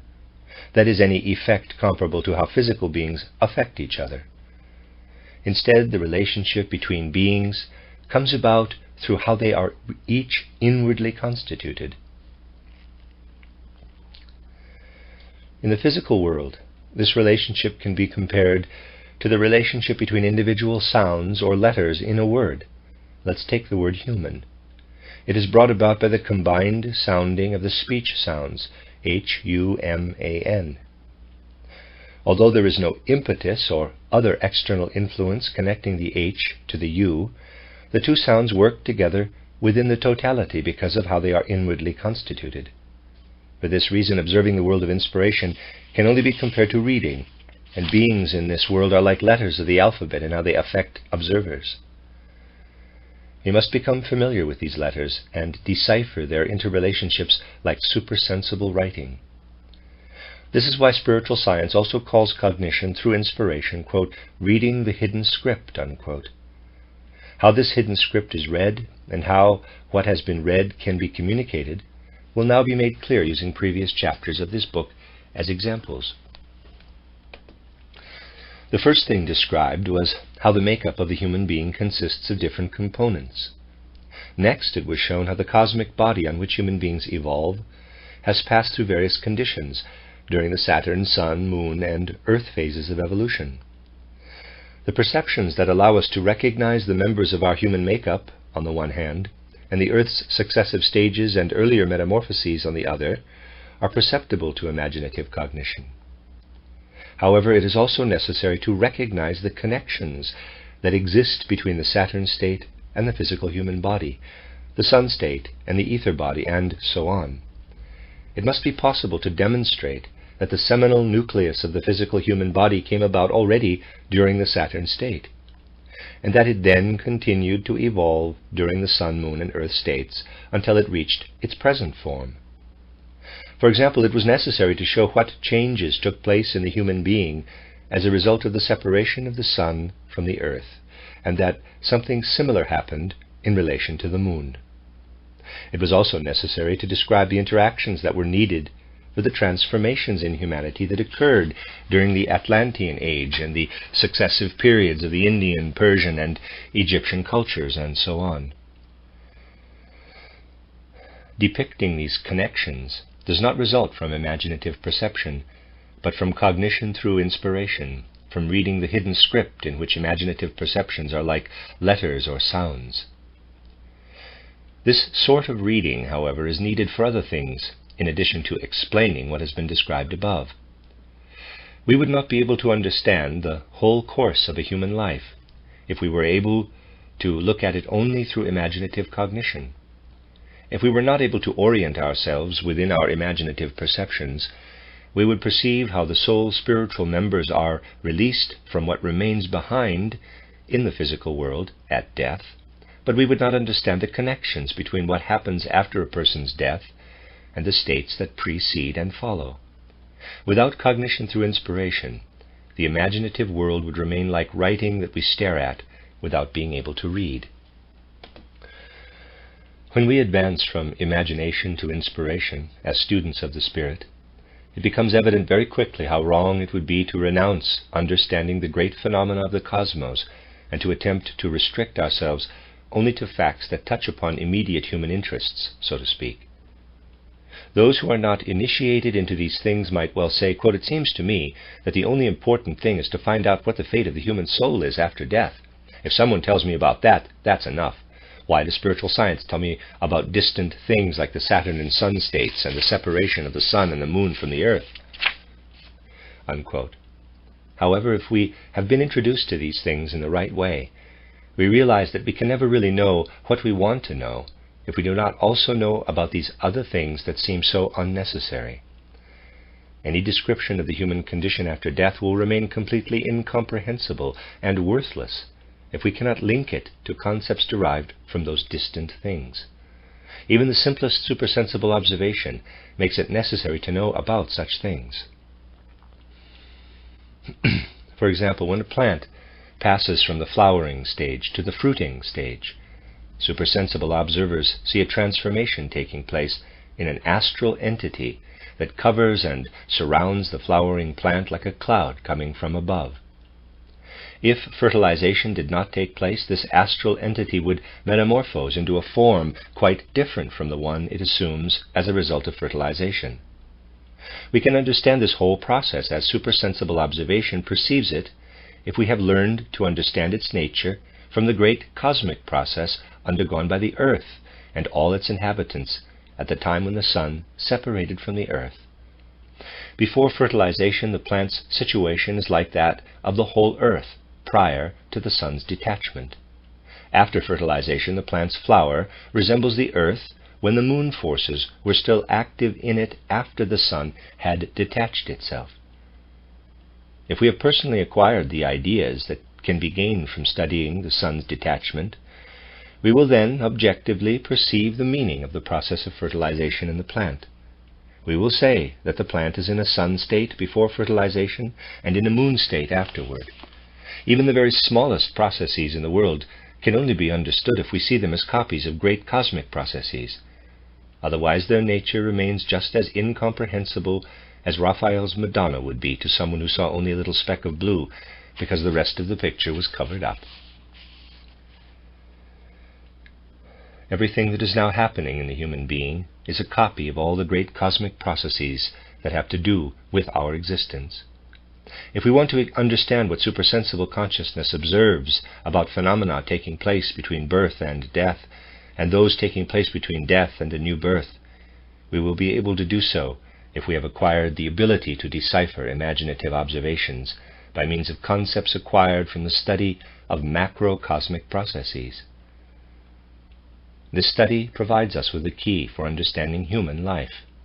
This is why, in the sense of spiritual science, we are also observing the human being when we observe the Saturn, Sun, and Moon states.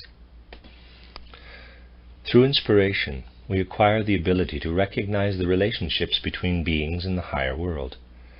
The next higher stage of cognition makes it possible to recognize the actual inner nature of these beings. This level of cognition can be called intuitive cognition. The word intuition is misused in everyday life to mean an indefinite, uncertain insight into something, although it may coincide at times with the truth.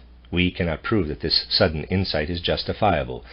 What is meant here, of course, has nothing to do with an intuition, in quotes, of that sort. Here the term intuition is used to designate a cognitive process of the highest degree of light-filled clarity. If we have it, we are fully conscious of its justification.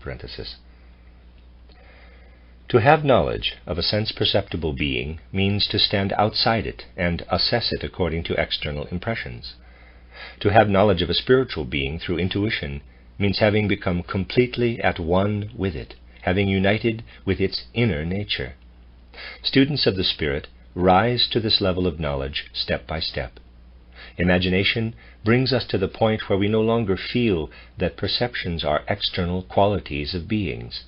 Instead, we recognize in them the emanations of something that is soul spiritual in character. Inspiration leads us still further into the inner nature of beings and teaches us to understand what these beings are for each other. In intuition, we penetrate into the beings themselves. Here, too, we can use the accounts in this book to demonstrate the significance of intuition. The preceding chapter not only told how development proceeded through the Saturn, Sun, and Moon phases of evolution and so on, it also informed us that beings were involved in this development in a great variety of ways.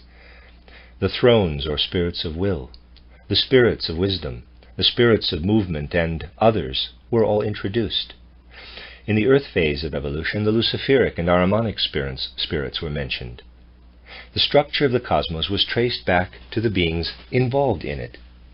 We can learn about these things through intuitive cognition, something we already feel if we want to understand even the course of a human life. In the time after death, what has freed itself from the physical bodily aspect of the human being passes through various states. Imaginative cognition would still be more or less able to describe the states immediately following death. However, what happens when a human being advances further into the period between death and a new birth would remain totally incomprehensible to imagination if inspiration were not added to it. Only inspiration is able to discover what can be said about human life after purification in the land of spirits. However, inspiration is no longer adequate for the next stage. It loses the thread of understanding at this point, so to speak. There is a period in human development between death and a new birth when the human being is accessible only to intuition.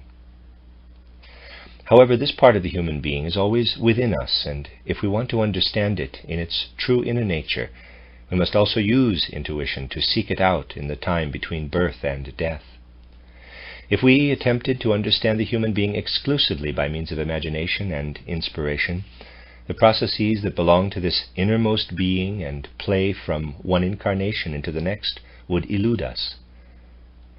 Therefore, only intuitive cognition makes it possible for us to objectively investigate repeated earthly lives and karma. All the truths that can be communicated about these processes must result from research that makes use of intuitive cognition. Knowledge of the inner being within us can also come only from intuition. Through intuition, we perceive the aspect of ourselves that progresses from one earthly life to another. Exercises for the soul and spirit are the only way we can achieve the knowledge that comes from inspiration and intuition. These exercises are similar to the contemplations or meditations described for acquiring imagination. However, while these exercises that lead to imagination are linked to impressions of the physical world of the senses, this link must increasingly disappear in exercises that lead to inspiration. To clarify what has to happen, let's think again about the symbol of the rose cross. By immersing ourselves in it, we have an image before us whose components are taken from impressions of the sensory world, the black color of the cross, the roses, and so on. However, the way these components are combined into the rose cross is not derived from the physical world of the senses.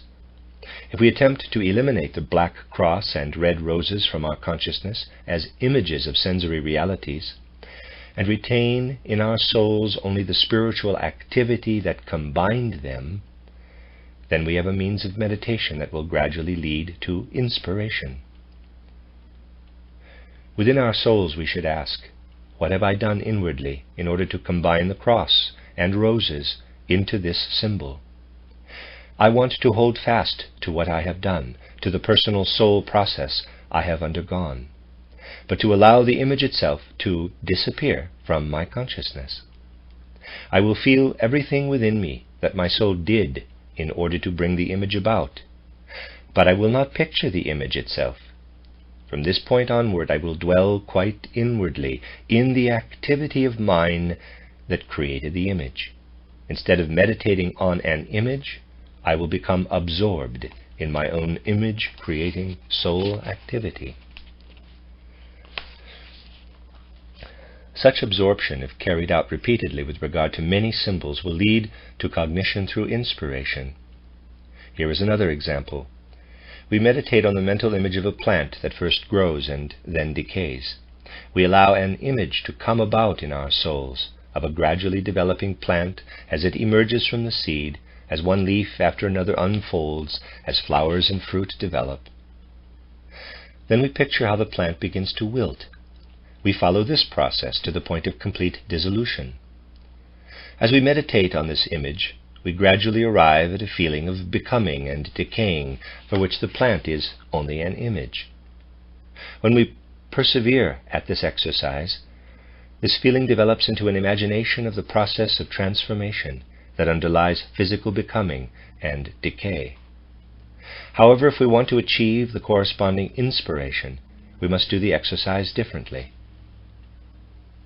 We must reflect on the actual soul activity that derived the idea of becoming and decay from the image of the plant.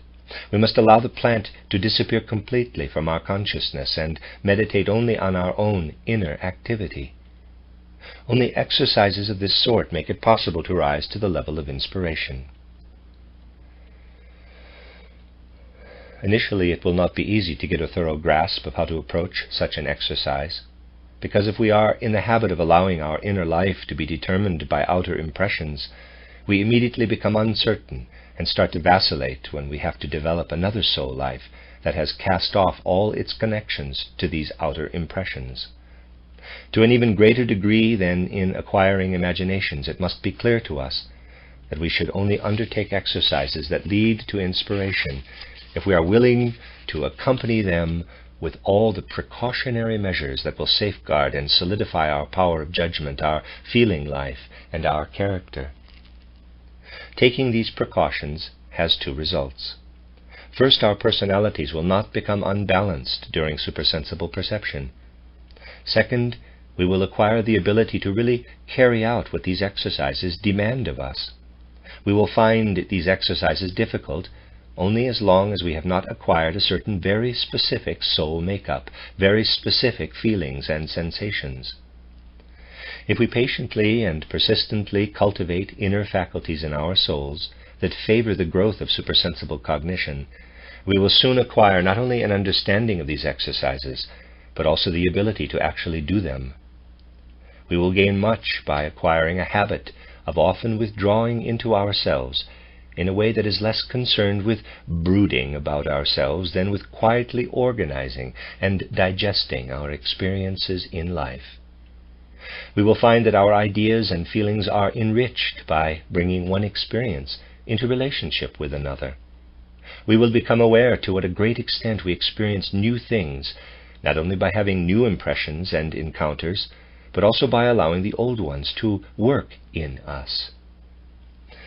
If we begin to allow the experiences and even the opinions we have acquired to interact as if we ourselves, with all our sympathies and antipathies and personal interests and feelings, were not even present, we will prepare the ground well for the forces of supersensible cognition. We will truly develop what we can call a rich inner life. However, the most important thing in this regard is the stability and balance of our soul qualities. In devoting ourselves to a certain soul activity, we tend to fall into one-sidedness all too easily. As a result, if we once become aware of the advantages of inner reflection and dwelling in our own world of ideas, we may develop such an inclination toward this that we increasingly shut ourselves off from the impressions of the outer world. This, however, makes our inner life dry and desolate. We will go the farthest if, alongside the ability to retreat into ourselves, we preserve our open receptivity to all impressions of the outer world. This does not apply only to life's so-called important impressions. Any individual in any situation, even in the most miserable surroundings, can experience enough simply by remaining open and receptive. We do not need to go looking for experiences. They are everywhere. It is also especially important how we transform these experiences in our souls. For example, we might make the discovery that someone we or others greatly admire has a certain character trait we would have to consider a shortcoming. This experience can lead our thinking in one of two directions. We could simply say, now that I've realized this, I can no longer respect this person the way I used to. Or we could ask ourselves, how is it possible for this respected person to be afflicted with this particular fault? What must I do to imagine this fault not only as a shortcoming, but as something caused by this person's life, or perhaps even by his or her great qualities? If we were to ask ourselves these questions, we might come to the conclusion that our respect is in no way diminished by having observed this shortcoming. Every time we come to such a conclusion, we learn something and increase our understanding of life. Now, it would certainly be a bad thing if the merits of this way of looking at life were to mislead us into excusing everything possible in people or things that have our sympathy, or if we were to acquire a habit of disregarding everything that deserves criticism on the grounds that doing so is advantageous for our inner development. This is not the case when the impulse not only to censure but also to understand the faults comes from our own motivations. However, it is advantageous if the instance at hand elicits this attitude, regardless of whether we who judge stand to gain or lose by it. It is absolutely correct that we cannot learn by condemning a fault, but only by understanding it. However, if we want to exclude disapproval entirely for the sake of understanding, we will not get far either. Once again, the important thing is stability and balance in our soul forces, not one-sidedness in one direction or another. This is particularly true of one soul quality that is exceptionally significant for individual development, namely the feeling we call reverence or devotion. This feeling, whether we develop it in ourselves or already possess it as a fortunate gift of nature, forms an excellent basis for supersensible powers of cognition. Being able to look up to certain people in our childhood and youth with devoted admiration, in the same way that we would look up to high ideals, means that supersensible cognition will find fertile ground in our souls where it can thrive. Later on in life, when our judgment has matured, if we look up at the starry heavens and sense the revelation of higher powers with complete devotion and admiration, we are preparing ourselves for knowledge of supersensible worlds. And this is also true when we are able to appreciate the forces that prevail in human life. It is of no little significance if, as adults, we are still able to have the highest degree of reverence for other people whose worth we surmise or believe to recognize. Only when such reverence is present can a view into the higher worlds open up. If we are not capable of reverence, we will never advance very far in our knowledge. If we do not want to acknowledge the worth of anything in the world, the essence of things will remain closed to us. In contrast, however, if our feelings of reverence and devotion tempt us to totally kill off our healthy self-awareness and self-confidence, we sin against the law of soul stability and balance.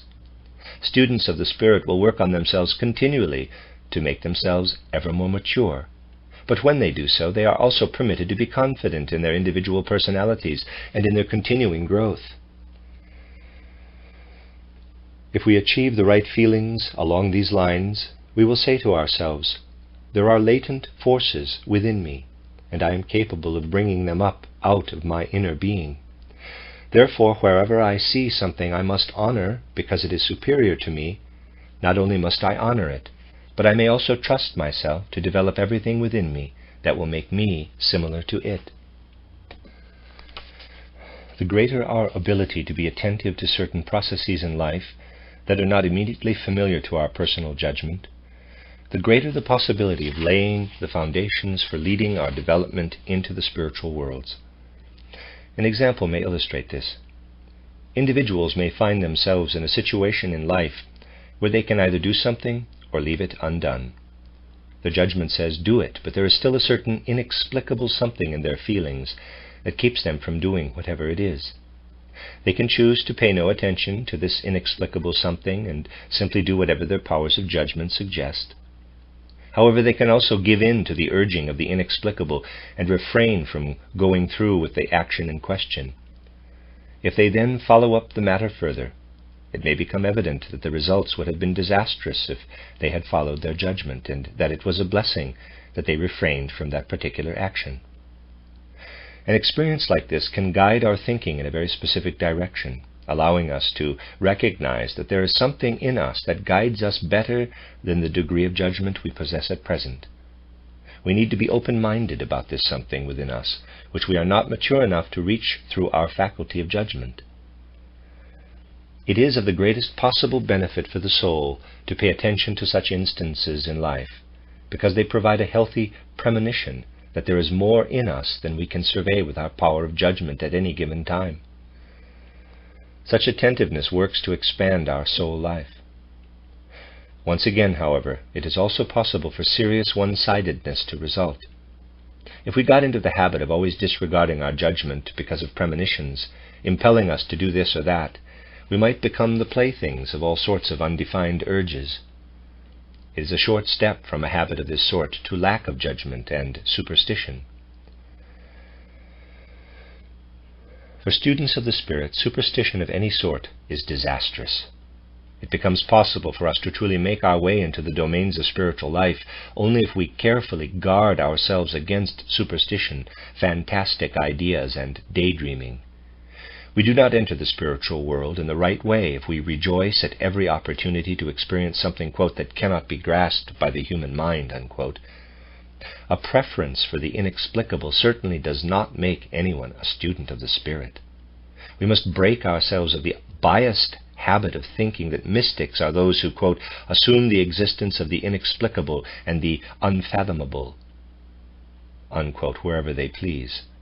For students of the Spirit, the appropriate attitude is to acknowledge the presence of hidden forces and beings everywhere, but also to assume that the unfathomable can be successfully investigated if the necessary forces are available.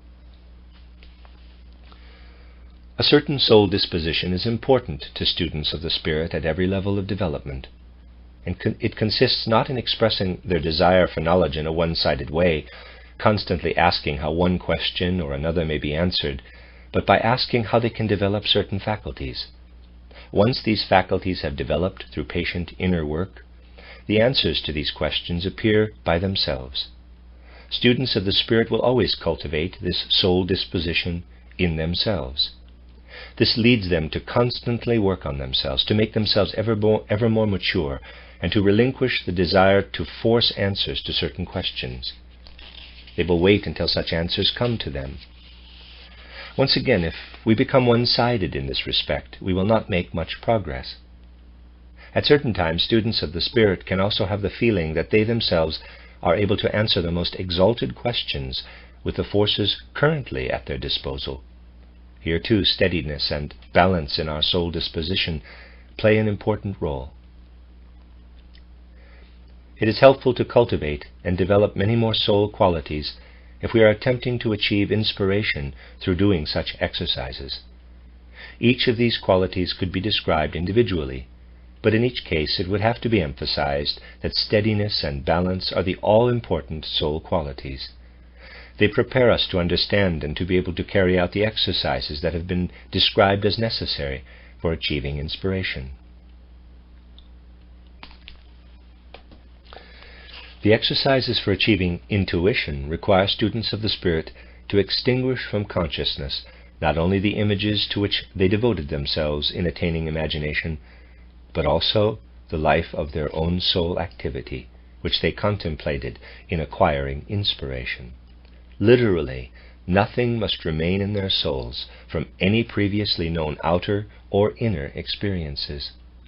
However, if there were nothing in their consciousness after discarding these experiences, that is, if their consciousness disappeared and they sank into unconsciousness, they would realize that they had not yet matured enough to be able to undertake exercises to develop intuition, and they would have to continue the exercises for imagination and inspiration. Eventually, however, there comes a time when our consciousness is not empty, when the soul casts off its inner and outer experiences, but something remains as an effect. It then becomes possible for us to give ourselves up to this effect, just as we previously gave ourselves up to something that owed its existence to outer or inner impressions. This residual effect is nevertheless very specific in character. In comparison to all our previous experiences, it is something really new. When we experience it, we know that this is something we are not familiar with before. We were not familiar with before. It is a perception, just as actual sound is a perception when our ears hear it. This new perception, however, is something that can only enter our consciousness through intuition, just as sound can only enter our consciousness through our ears.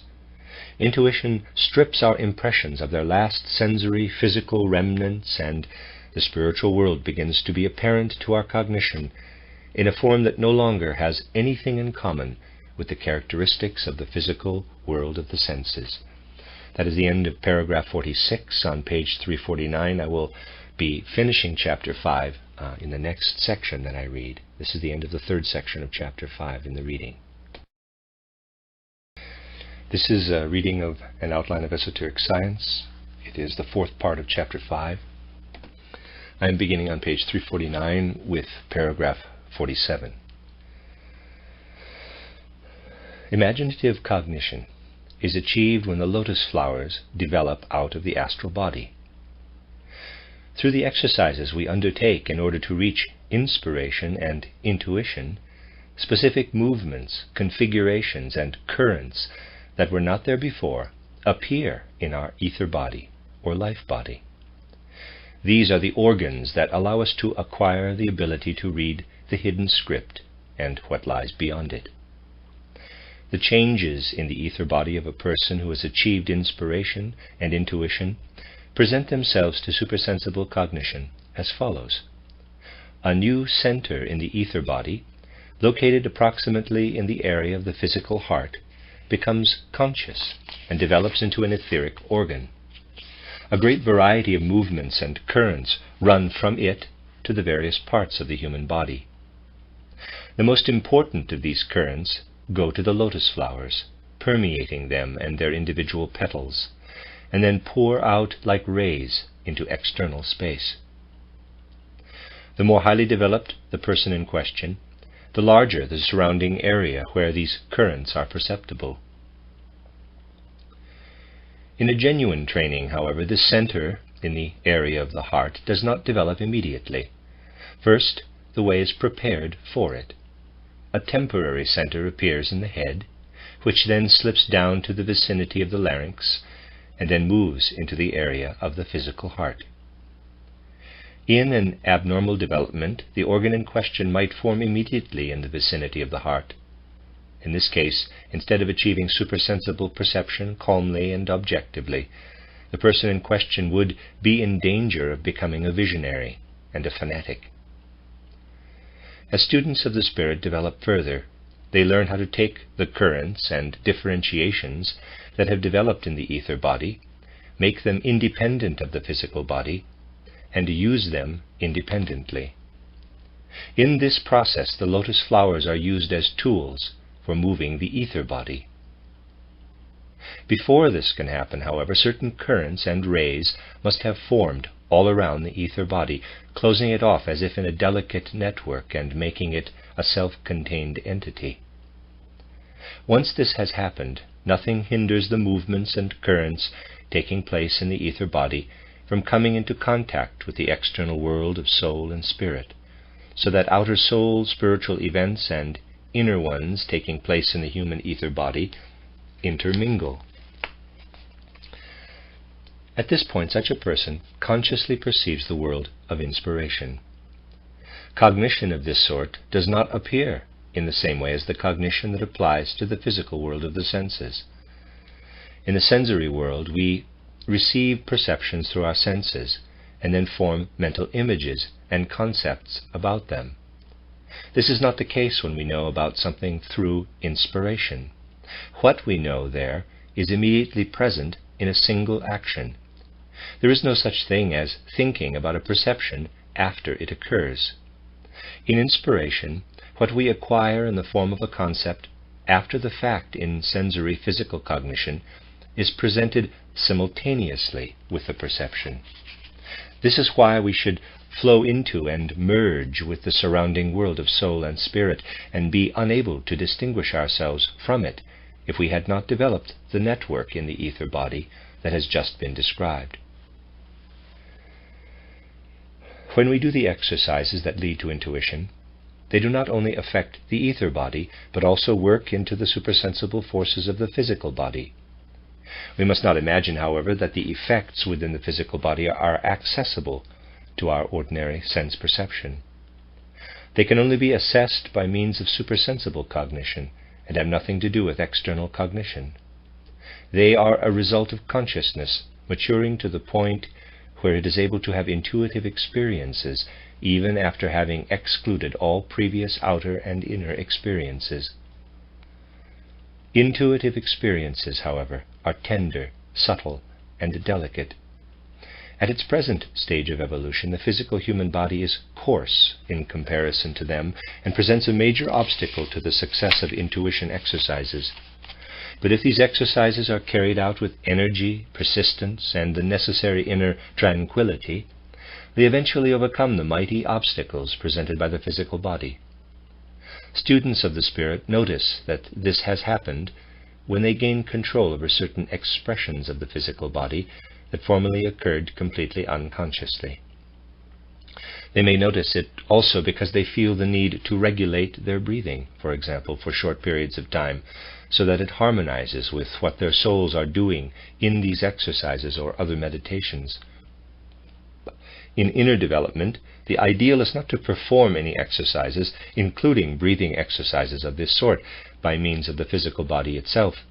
Instead, everything that needs to happen with regard to the physical body should come about only as a consequence of pure intuition exercises. At a certain level, in their ascent along the path to worlds of higher cognition, students of the spirit notice that the forces of their personalities are being held together differently than they are in the physical world of the senses. In the physical world, the I makes the soul forces of thinking, feeling, and willing work together in a unified way. Under the ordinary circumstances of our lives, these three soul forces always relate to each other in specific ways. For example, we see something in the outer world, and our souls like it or dislike it. That is, the mental image of the thing is necessarily followed by a feeling of liking or disliking. We may desire the thing in question or have an impulse to change it in one way or another. This means that our will and our ability to desire something are associated with an idea and a feeling. This happens because the I unites visualizing, thinking, feeling, and willing, thus bringing order into the forces of the personality. This healthy order would be disrupted if the I were to prove powerless in this respect, if our desires wanted to take a different direction from our feeling or thinking, for example. Thinking that a certain thing is right, while wanting to do something that we do not think is right, or wanting what we dislike instead of what we like, would not indicate a healthy state of mind. On the path toward higher cognition, however, we actually notice that thinking, feeling, and willing separate and acquire a certain independence from each other. For example, that certain thoughts no longer seem to automatically impel us toward a specific way of feeling and willing. At this point, although in thinking we can perceive something correctly, we again require an independent impulse coming from ourselves in order to come to any feeling or willed decision about it. During supersensible observation, thinking, feeling, and willing do not remain three forces radiating from their common center in the I of the person in question. They become independent beings, three separate personalities, so to speak. The individual I must become that much stronger, because rather than simply having to impose order on three forces, it must now guide and direct three beings. This separation, however, should persist only as long as supersensible observation continues. Here again it becomes apparent how important it is for exercises leading to higher training to be accompanied by ones that provide stability and firmness for our capacity for judgment and our life of feeling and will. If we do not bring these qualities with us into the higher world, we will soon see that the I proves too weak to act as an appropriate guide for thinking, feeling, and willing. In this case, the soul is torn apart in different directions by three personalities, so to speak, and its inner unity comes to an end. But if a student's development proceeds in the right way, the transformation of these forces signifies true progress, and the I retains its mastery over the independent beings that now make up the soul. In the further course of personal development, this evolution continues. Thinking, having become independent, stimulates the appearance of a fourth specific soul-spiritual being that can be described as a direct influx of thought-like currents into the human being. The entire cosmos then appears as a thought structure that confronts us just as the world of plants or animals confronts us in the physical domain of the senses. Similarly, our newly independent feeling and willing stimulate two forces in the soul that also act like independent beings within it. Still a seventh force and being appears, which is similar to our own I. This whole experience is linked to another one. Before entering the supersensible world, we know our thinking, feeling, and willing only as inner soul experiences. As soon as we enter this world, we perceive things that express the element of soul and spirit rather than the physical sensory element. There are now beings of soul and spirit standing behind the perceived qualities of this new world and presenting themselves to us as an outer world, in the same way that stones, plants, and animals present themselves to our senses in the physical domain. Students of the spirit can perceive a significant difference between the world that is now disclosing itself to them and the one they are accustomed to perceiving with their senses. A plant in the world of the senses remains the same, regardless of what the human soul feels or thinks about it. Initially, this is not the case with the images of the world of soul and spirit. They change according to what we feel or think. We imprint a certain character on them in accordance with our own essence. Let's imagine that a certain image appears in the imaginative world in front of us. It shows itself in one form if our souls remain indifferent to it. But as soon as we experience liking or disliking with regard to this image, it changes its form. To begin with, therefore, these images not only express something independent of and external to us, but also reflect what we are. They are thoroughly permeated with our own human essence, which is drawn over the beings in question like a veil. Even when we are confronted by a real being, we see something of our own creation instead of the being itself. We can actually have something totally true in front of us and still see something false. And this is not only the case with regard to the aspects of our essential nature that we actually notice in ourselves, but everything else in us also influences this world in the same way. For example, we may have hidden tendencies that do not become evident in our life because of our education and character, but they do influence the world of spirit and soul, which assumes a particular coloration as a result of the total being of each one of us, regardless of how much we ourselves know or do not know about this essential being. To advance beyond this level of development, we must learn to distinguish between ourselves and the spiritual outer world. We must learn to exclude all the effects of the individual self on the world of soul and spirit around us. The only way we can do this is by knowing about what we ourselves bring into this new world. The important thing, therefore, is that we must first have a true and thorough knowledge of ourselves, so that we can perceive the surrounding world of soul and spirit in a pure way. It is inherent in certain facts of human inner development that knowing ourselves in this way takes place quite naturally and as a matter of necessity when we enter the higher world. As we know, we each develop our I, our self-awareness, in the ordinary physical world of the senses. This I now acts as a center of attraction for everything that belongs to the human individual. All our inclinations, sympathies, antipathies, passions, opinions, and so on gather around this I, as it were, which is also the point of attraction for everything we call an individual's karma. If we were to see this I exposed, we would recognize its need to encounter specific forms of destiny in this and subsequent incarnations, according to how it lived in earlier incarnations and what it acquired there. With all of this clinging to it, the I is necessarily the first image that appears to the human soul, ascending into the world of soul and spirit. According to a law of the spiritual world, this double of ours must be the very first impression we receive there. This underlying law becomes easily understandable if we consider the following. In our physical sensory life, we perceive ourselves only to the extent that we have inner experiences of ourselves in our thinking, feeling, and willing.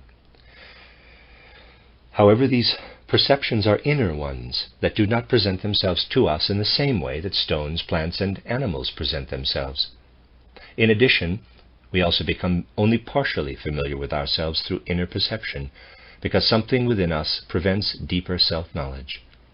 What prevents this is an impulse to immediately transform any character trait if self-knowledge forces us to acknowledge it, and we do not want to succumb to self-deception. If we do not give in to this impulse, if we simply divert our attention from this aspect of ourselves and remain the way we are, we deprive ourselves of the possibility of getting to know ourselves on this particular point. But if we delve into ourselves and hold up certain character traits for inspection without deceiving ourselves, either we will be in a position to correct them, or we will be unable to do so in our present situation. In this latter instance, a feeling that we must describe as shame creeps into our souls. This is how healthy human nature actually works. It experiences many different types of shame in the process of self-knowledge. Now, this feeling already has a very specific effect, even in our ordinary life. People with sound thinking will make sure that the aspects of themselves that give them this feeling have no outer effects, that they are not played out in outer actions.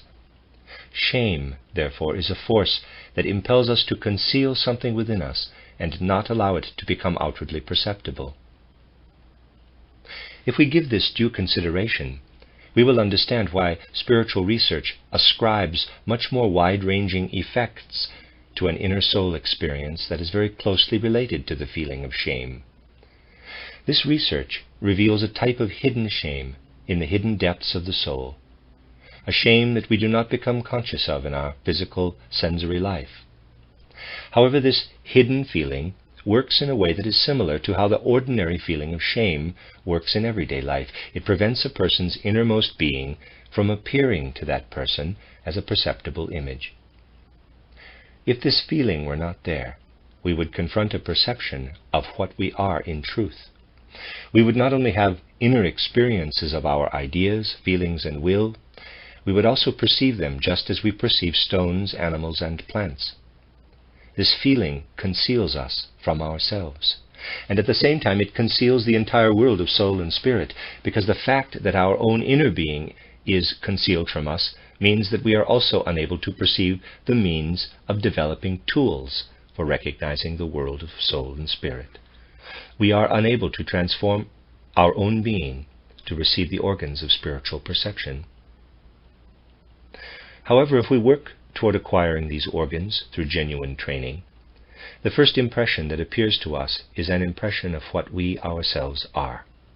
We each perceive our own double.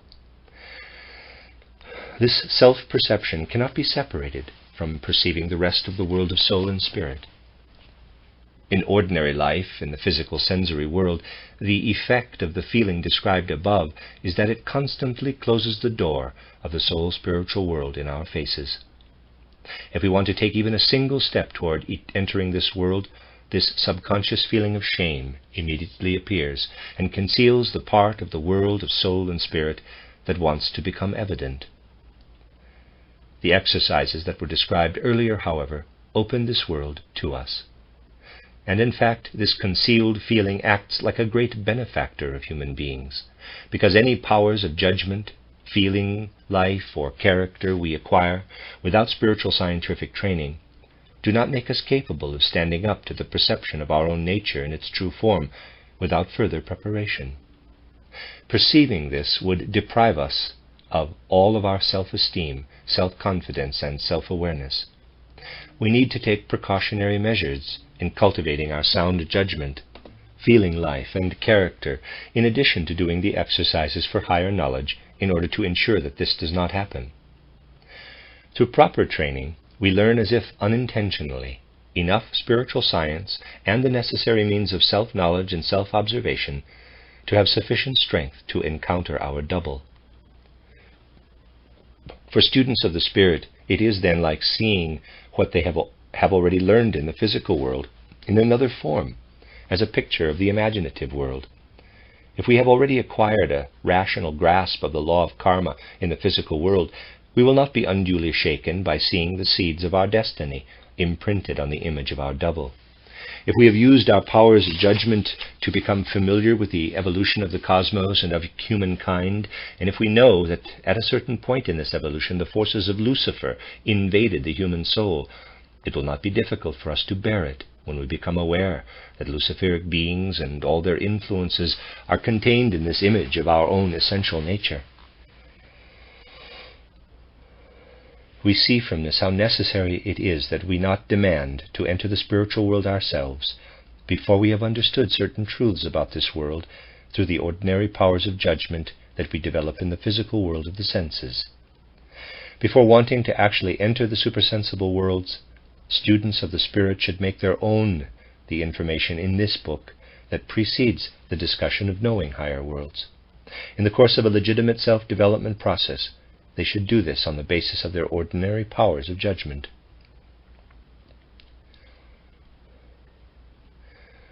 In a training that does not pay attention to safeguarding and solidifying the power of judgment, their life of feeling, and their character, it could happen that the higher world would approach the students before they have the necessary inner faculties.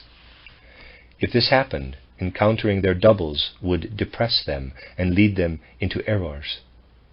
If, however, human beings avoided this encounter entirely and were nevertheless led into the supersensible world, which would also be possible, they would be equally incapable of recognizing this world in its true form. It would be totally impossible for them to distinguish between what they themselves were projecting onto things and what these things really were. It is only possible to make this distinction if we perceive our own essence as an image in itself.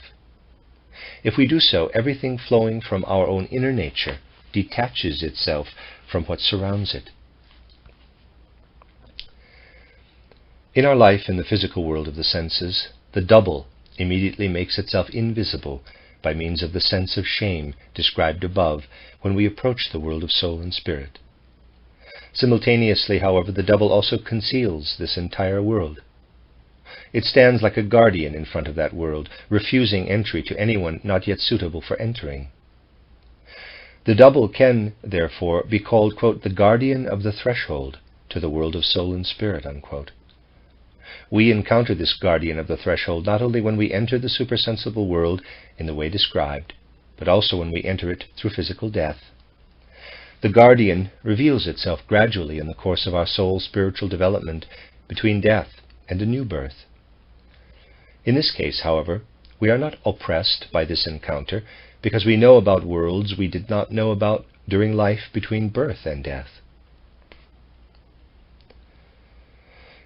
If we were to enter the world of soul and spirit without encountering the guardian of the threshold, we would succumb to one deception after another, because we would never be able to distinguish between what we ourselves were bringing into this world and what really belongs to it. Genuine training, however, is only permitted to lead students of the spirit into the domain of truth and not into the domain of illusion. It is inherent in this training that the encounter with the guardian must take place at some point, since it is an indispensable precautionary measure against the deception and illusory fantasy that are possible when we are observing supersensible worlds. One of the most indispensable precautions all students of the spirit must take as individuals is to work carefully on themselves to avoid becoming delusional visionaries who may succumb to deception and autosuggestion. Whenever instructions for spiritual training are followed correctly, the potential sources of deception are destroyed. Of course, this is not the place to go into all the numerous details that have to be considered with regard to these precautions. Only the most important points can be indicated here. The deceptions that come into consideration here come from two sources. Some of them come from the fact that we color reality with our own soul nature. In ordinary life in the physical world of the senses, this source of deception poses relatively little danger, because there the outer world always forces itself upon our observations in its actual form, regardless of how we might attempt to color it with our desires and interests. But as soon as we enter the imaginative world, the images we perceive change because of these desires and interests of ours, and we confront a seeming reality that we have shaped ourselves, or have at least contributed to shaping. Through encountering the guardian of the threshold, students of the spirit become familiar with everything that is within them that they might carry into the world of soul and spirit. This eliminates the first source of deception. The preparation that students undergo before entering the world of soul and spirit accustoms them to disregarding themselves, even when observing the physical world of the senses, allowing only the essence of things and events to speak to them. If we have prepared thoroughly enough, we can wait calmly to encounter the guardian of the threshold. This encounter will be the ultimate test of whether we are really also in a position to exclude our own being when we face the world of soul and spirit. In addition to this, still another source of deceptions appears when we misinterpret an impression we receive. A simple example of this type of deception in our physical sensory life is what happens when we sit in a train and think that the trees are moving in the opposite direction, while we ourselves are actually moving with the train. Although in many cases such deceptions in the physical world of the senses are more difficult to correct than this simple one, it is easy to see that in this world we find the means to do away with such deceptions if our sound judgment takes everything into account that can contribute to an appropriate explanation. The situation is different, of course, as soon as we make our way into supersensible domains. In the world of the senses, facts do not change when human beings are deceived, so it is possible for unbiased observation to use the facts to correct the deception. In the supersensible world, however, the matter is not that simple.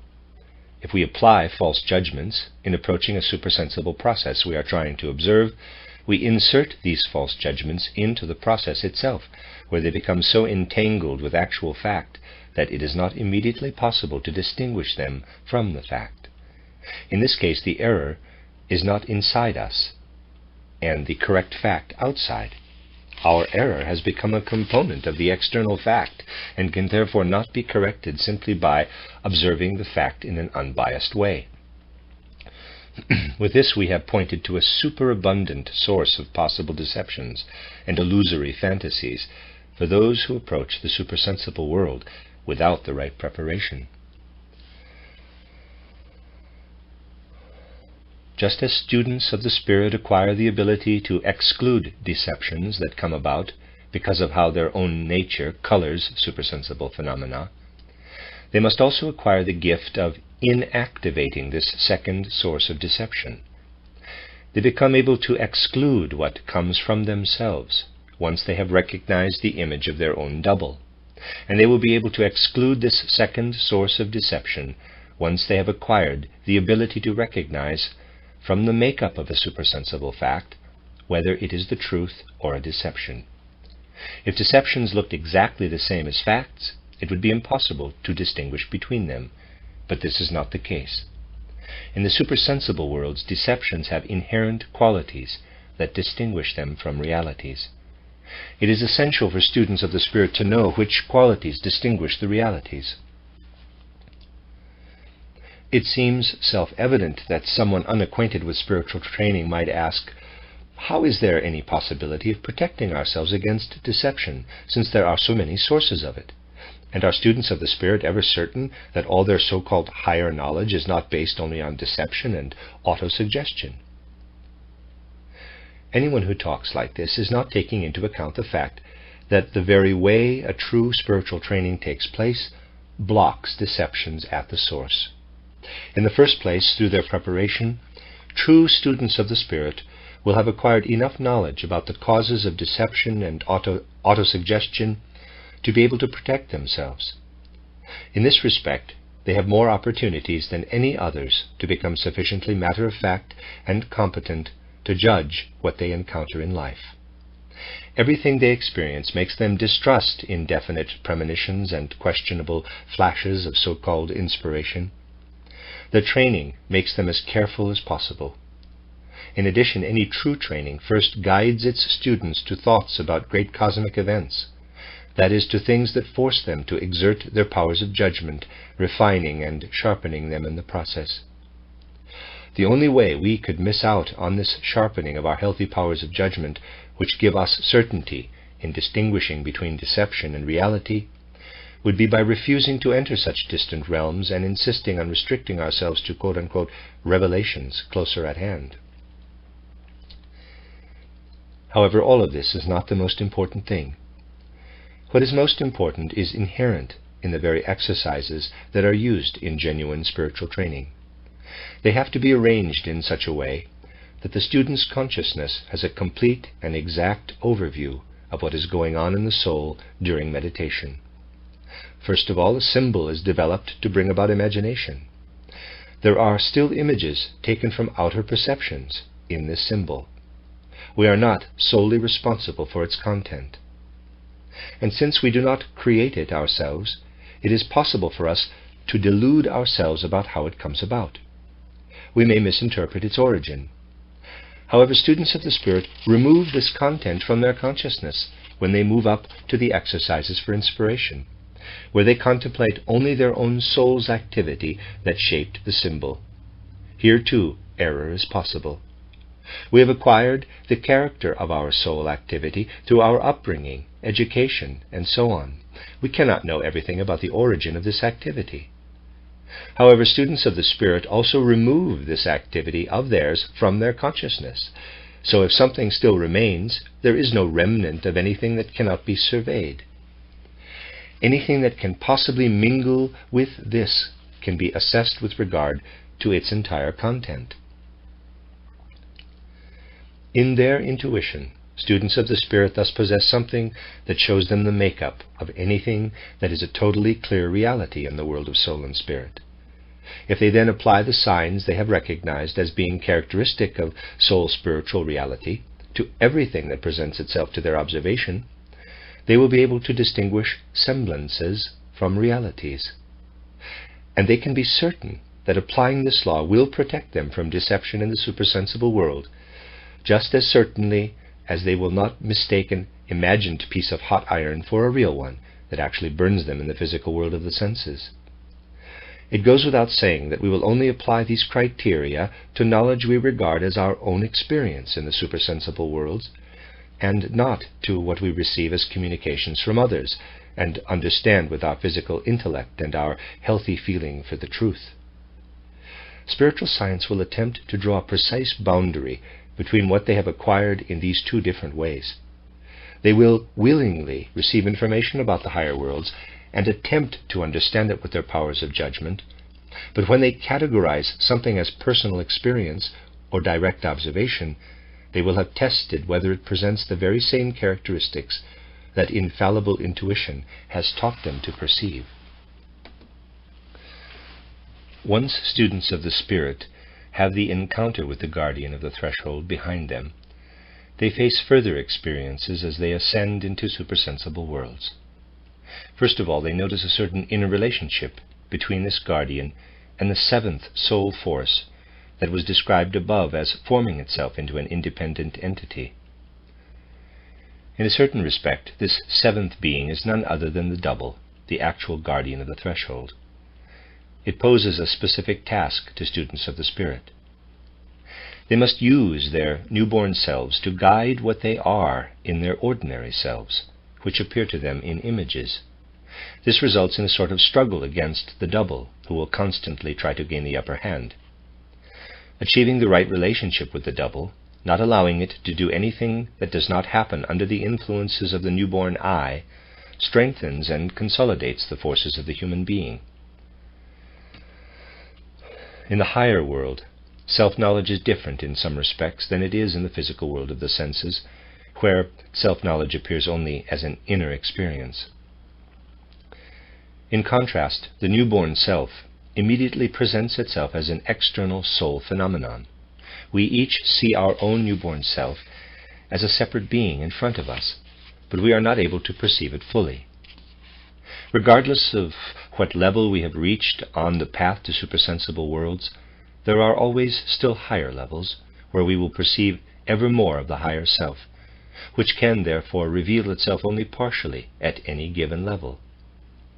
However, when we first become aware of some aspect of the higher self, we are overcome by an extremely great temptation to look at it from the standpoint we acquired in the physical world of the senses, so to speak. This temptation is actually a good thing, and it must happen if our inner development is to proceed properly.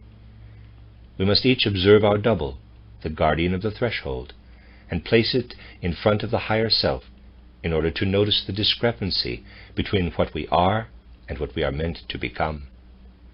When we do this, however, the guardian of the threshold begins to assume a completely different form. It presents itself as an image of all the obstacles confronting the development of the higher self. We perceive what a burden we are each dragging around with us in the form of the ordinary self. If our preparations have not made us strong enough to say, quote, "I am not going to stop here, I will strive unceasingly to develop toward my higher self," unquote, we will falter and shrink back from what is ahead of us. In this case, we have plunged into the world of soul and spirit, but quit working our way forward. We become prisoners of the form that now stands before our souls as the guardian of the threshold. The significant thing about this experience is that we don't have the feeling of being prisoners. We are much more likely to believe that we are experiencing something completely different. The figure summoned up by the guardian of the threshold can create the impression in our souls that the images appearing to us at this stage of our development already encompass all possible worlds, that we have arrived at the pinnacle of knowledge and no longer need to exert ourselves. Instead of feeling like prisoners, it's possible for us to feel that we possess all the immeasurably rich secrets of the cosmos. We will not be surprised by this experience, which is the exact opposite of the true state of affairs, if we consider that we are already in the world of soul and spirit when we have this experience, and that one of the world's idiosyncrasies is that experiences can appear in reverse. This fact was already pointed out earlier in this book when life after death was described. The figure that we perceive at this stage of our development shows us something different from what first appeared to us as the guardian of the threshold. In the double, as we first perceived it, we saw all the character traits that the ordinary self possesses as a result of the influence of Luciferic forces. However, in the course of human evolution, another power has also been able to move into the human soul because of Lucifer's influence. This is what was described as the power of Ahriman in earlier chapters of this book. It is the power that prevents us from perceiving the soul-spiritual beings of the outer world lying behind the surface of sense-perceptible things. What the human soul has become under the influence of this power is shown in image form in the figure that appears during the experience that has just been described. If we approach this experience with the right preparation, we will interpret it correctly, and then another figure will soon appear. In contrast to the lesser guardian described earlier, we can call this figure the greater guardian of the threshold. The greater guardian tells us that we must not remain at this stage, but must continue to work energetically. The greater guardian awakens in us the awareness that the world we have conquered will only become a truth and not metamorphose into illusion if we continue to work in the appropriate way. However, if we approach this experience without having been prepared for it by a proper spiritual training, when we encounter the great guardian, something that can only be compared to a feeling of immeasurable horror or boundless fear will fill our souls. Just as the encounter with the lesser guardian makes it possible for us to test whether we are protected against the deceptions that can arise when we insert our own being into the supersensible world, the experiences that ultimately lead us to the greater guardian allow us to test whether we are capable of overcoming the deceptions that can be traced back to the second source described above. If we are able to resist the immense illusion that leads us to believe that the world of images we have reached is a rich possession, while in reality we are mere prisoners, we will also be protected against mistaking semblance for reality in the further course of our development. To a certain extent, the guardian of the threshold will assume an individually different form for each human being. The encounter with the guardian corresponds to the experience that overcomes the personal character of our supersensible observations and makes it possible for us to enter an area of experience that is free of personal coloring and valid for every human being. Students of the Spirit who have had the experiences described above are then able to distinguish what they themselves are from what is outside of them in their soul's spiritual surroundings. They will then realize that we need to understand the cosmic process described in this book in order to understand human beings themselves and their lives. We understand the physical body only if we recognize how it has been built up through Saturn's sun, moon, and earth phases of evolution. We understand the ether body only if we trace its development through the sun, moon, and earth phases, and so on. However, we also understand what is presently involved in the earth's evolution if we recognize how all this has unfolded gradually. Spiritual training puts us in a position to recognize that everything in the human being is related to corresponding facts and beings in the world outside of us.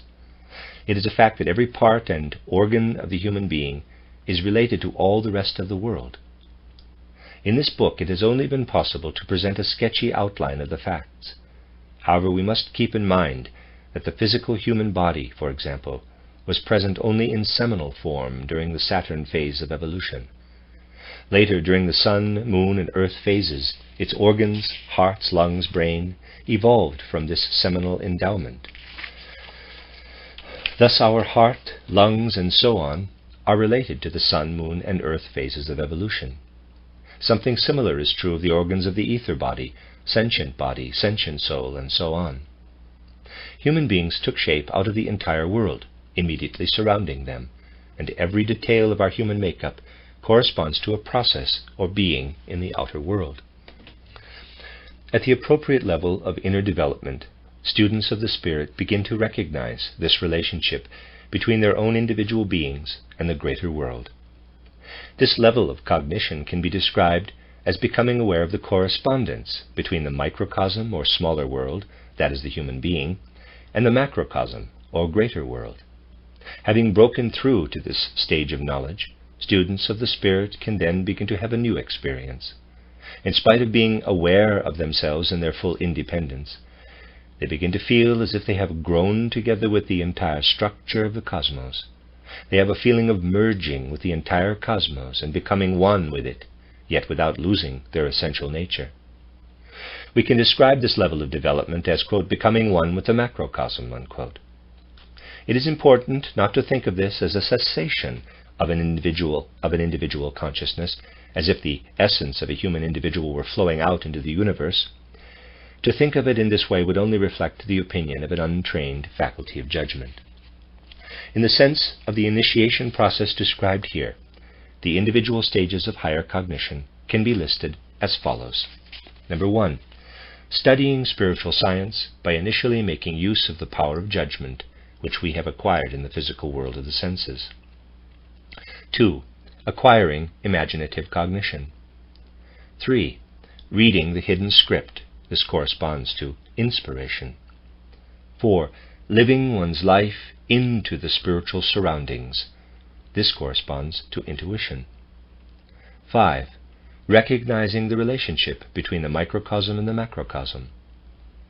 6, becoming one with the macrocosm. 7, experiencing all of these previous experiences as a totality, as a fundamental mood of soul. We do not necessarily need to think of these stages as happening one after the other.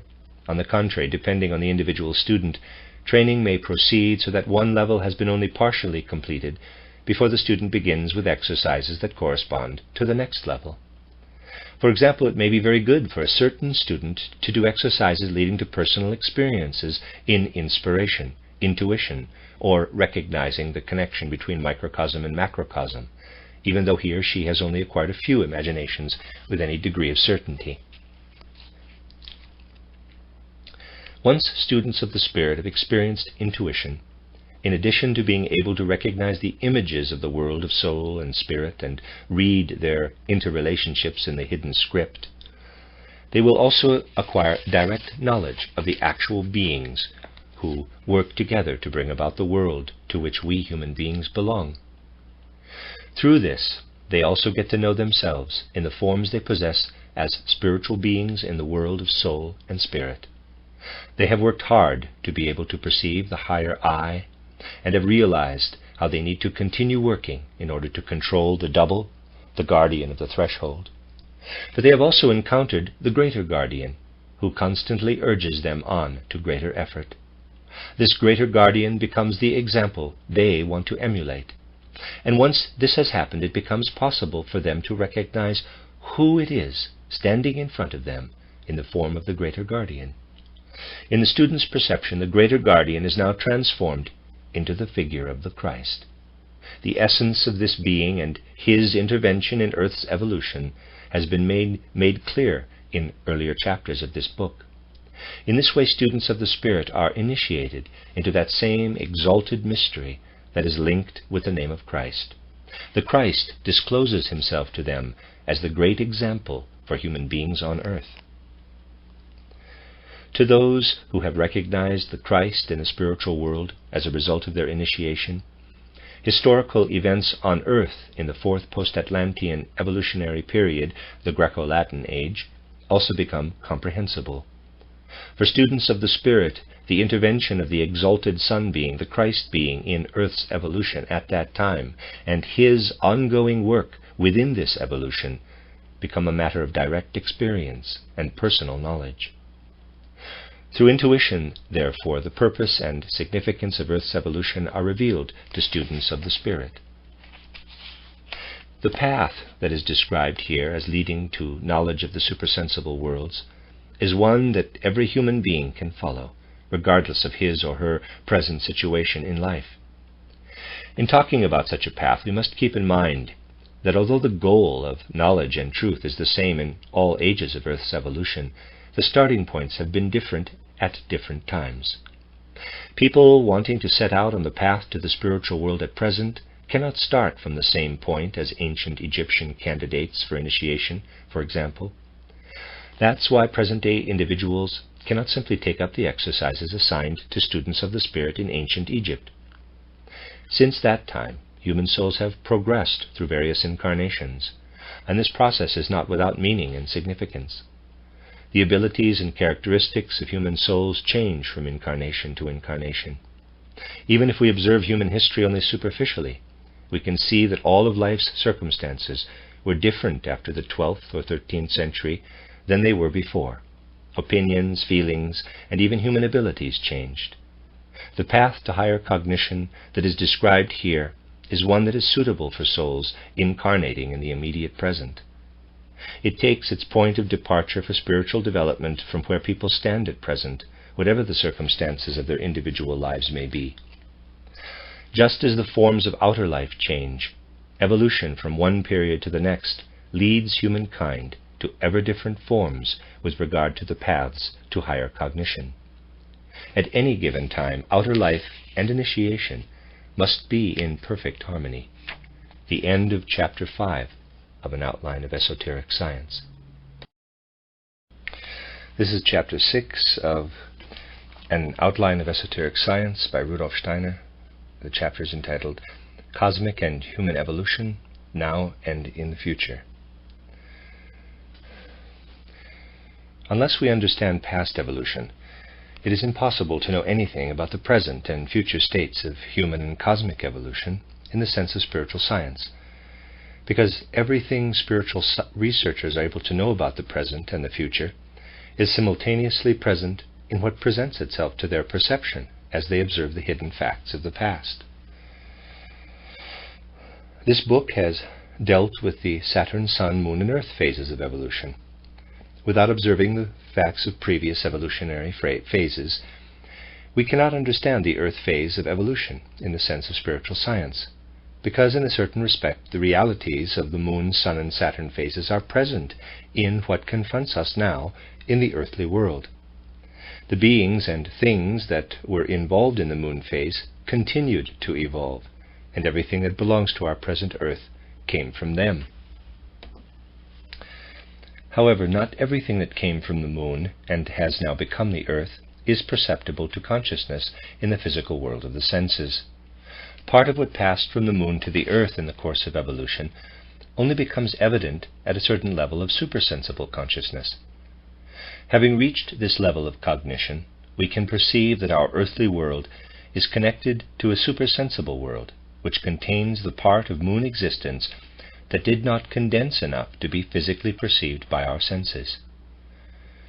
The supersensible world contains this aspect of the Moon as it is at present, not as it was during the ancient Moon phase of evolution. However, it is possible for supersensible consciousness to get a picture of conditions at that time. When this supersensible consciousness concentrates on the perception that is possible at present, it becomes evident that this perception is gradually separating into two images, all by itself. One image represents the form the Earth had during its Moon phase of evolution. But as the other image presents itself, we can recognize that it contains a form that is still in a seminal stage. Only in the future will it become a reality in the way that the Earth is a reality now. On further observation, it becomes apparent that in a certain sense, the results of what happens on Earth are constantly flowing into this future form, which therefore represents what our Earth is meant to become. The effects of earthly existence will unite with what happens in this other world, giving rise to the new cosmic being into which the Earth will eventually be transformed, just as the Moon was transformed into the Earth. We can call this future form the Jupiter stage. If this Jupiter stage is observed by means of supersensible perception, it becomes evident that in the future certain processes will have to take place because certain beings and things are present in the supersensible part of the earthly world that came from the moon. These beings and things will assume certain forms after various events have taken place within the physical, sense-perceptible earth realm. This means that the Jupiter stage will contain something that has already been predetermined by the moon phase of evolution, and it will also contain something new that is entering evolution as a whole only because of processes taking place on the earth. This is why it is possible for supersensible consciousness to experience something of what will happen during the Jupiter stage. The beings and facts that can be perceived within this field of consciousness do not have the character of sensory images. They do not even appear as delicate, airy structures that might give rise to effects reminiscent of sense impressions. The impressions we receive from them are purely spiritual impressions of sound, light, and warmth that are not expressed through material embodiments of any sort. They can only be grasped by means of supersensible consciousness. It is possible to say that such beings have, quote-unquote, bodies, but these bodies become apparent within the soul element, their present essential nature, like a sum of condensed memories that these beings carry in their soul nature. Within such beings, we can distinguish between what they are now experiencing and what they have already experienced and now remember. The latter is contained in them like a bodily element, which is experienced in the same way that earthly human beings experience their bodies. At a higher stage of supersensible cognition than that just described as necessary for perceiving the moon and Jupiter, it is possible to perceive supersensible things and beings that are further evolved forms of what was already present during the sun stage. At present, these figures have achieved such high levels of existence that they are not perceptible at all to consciousness that has only reached the level of being able to perceive moon forms. This world's image also splits into two when we contemplate it inwardly. One image leads to knowledge of the past sun stage, while the other presents a future form of the earth. The earth will assume this form when the effects of the earth and Jupiter processes have flowed into the forms of this world. Spiritual science calls this the Venus stage. Similarly, a future stage of evolution that can be called the Vulcan stage, which has the same relationship to the Saturn stage as Venus to the Sun and Jupiter to the Moon, becomes evident to a still more highly developed supersensible consciousness. Therefore, in considering the past, present, and future of the earth, we can speak of the Saturn, Sun, Moon, Earth, Jupiter, Venus, and Vulcan phases of evolution. Several chapters in this book have described how the human world and human beings themselves move through the stages that have been given the names Saturn, Sun, Moon, Earth, Jupiter, Venus, and Vulcan. The relationship of human evolution to certain celestial bodies, which coexist with the Earth and have been given the names Saturn, Jupiter, and Mars, and so on, was also indicated. Of course, these heavenly bodies are also undergoing evolutions of their own. At the present time, they have reached the stage where their physical aspects present themselves to our perception as the entities that physical astronomy knows as Saturn, Jupiter, Mars, and so on. In the sense of spiritual science, present-day Saturn is a reincarnation of ancient Saturn, so to speak, and came about because of the presence of certain beings prior to the Sun's separation from the Earth. These particular beings were unable to participate in this separation because they had incorporated so many characteristics suited to Saturn existence that they were out of place on a cosmic body that concentrated primarily on developing Sun characteristics. Present-day Jupiter, however, came about because of the presence of beings with characteristics that will only be able to develop during the future Jupiter stage of general evolution. A dwelling place was made where they could foreshadow this future evolution.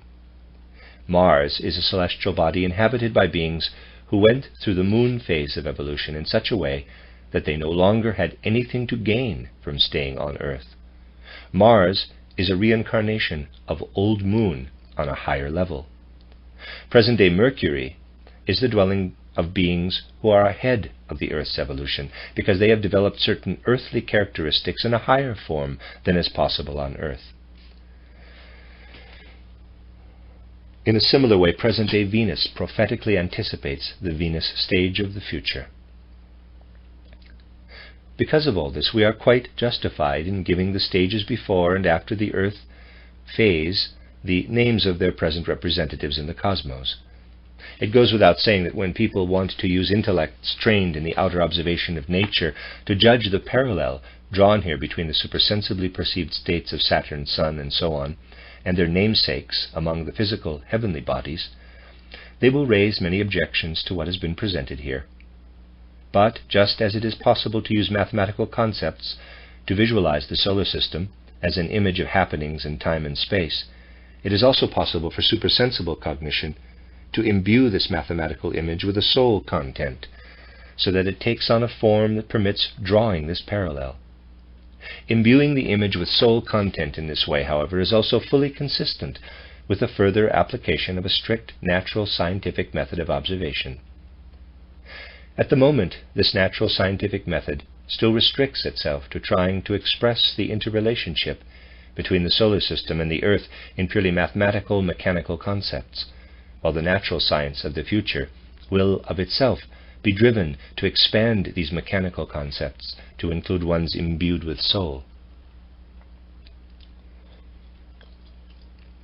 It would certainly be possible to show that these modern natural scientific ideas already provide sufficient grounds for expanding these concepts, but this undertaking would require a whole book in itself. All that can be done here is to point to this matter, although doing so exposes it to many misunderstandings as well as a result. The disagreements between spiritual science and natural science are often only apparent ones. They result simply from the refusal of natural science to formulate ideas that are demanded not only by supersensible cognition, but also, if the truth be told, by cognition that restricts itself to sense-perceptible things. Everywhere in the results of modern natural scientific observations, unbiased observers can find indications of other fields of purely sensory, physical observation that will have to be investigated in a purely natural scientific manner in the future. Such investigations will show that a full observation of nature confirms what supersensible perception reveals about any supersensible cosmic events with corresponding sense-perceptible manifestations. In addition to the comprehensive circumstances of Earth's evolution, observations of the nearer future also present themselves to our consciousness. Every image of the past corresponds to one of the future. However, in discussing these things, we must emphasize something that urgently needs to be taken into account. If we want to know about things like this, we must totally relinquish the view that philosophical contemplation, educated merely by sense-perceptible reality, is capable of discovering anything about them. These things cannot and should not ever be researched by thinking about them in this way. If we were to believe that because spiritual science has already supplied us with information about the moon phase of evolution, we will now be able to discover what things will look like on Jupiter by comparing the circumstances of Earth and Moon and applying this kind of thinking, we will succumb to enormous deceptions.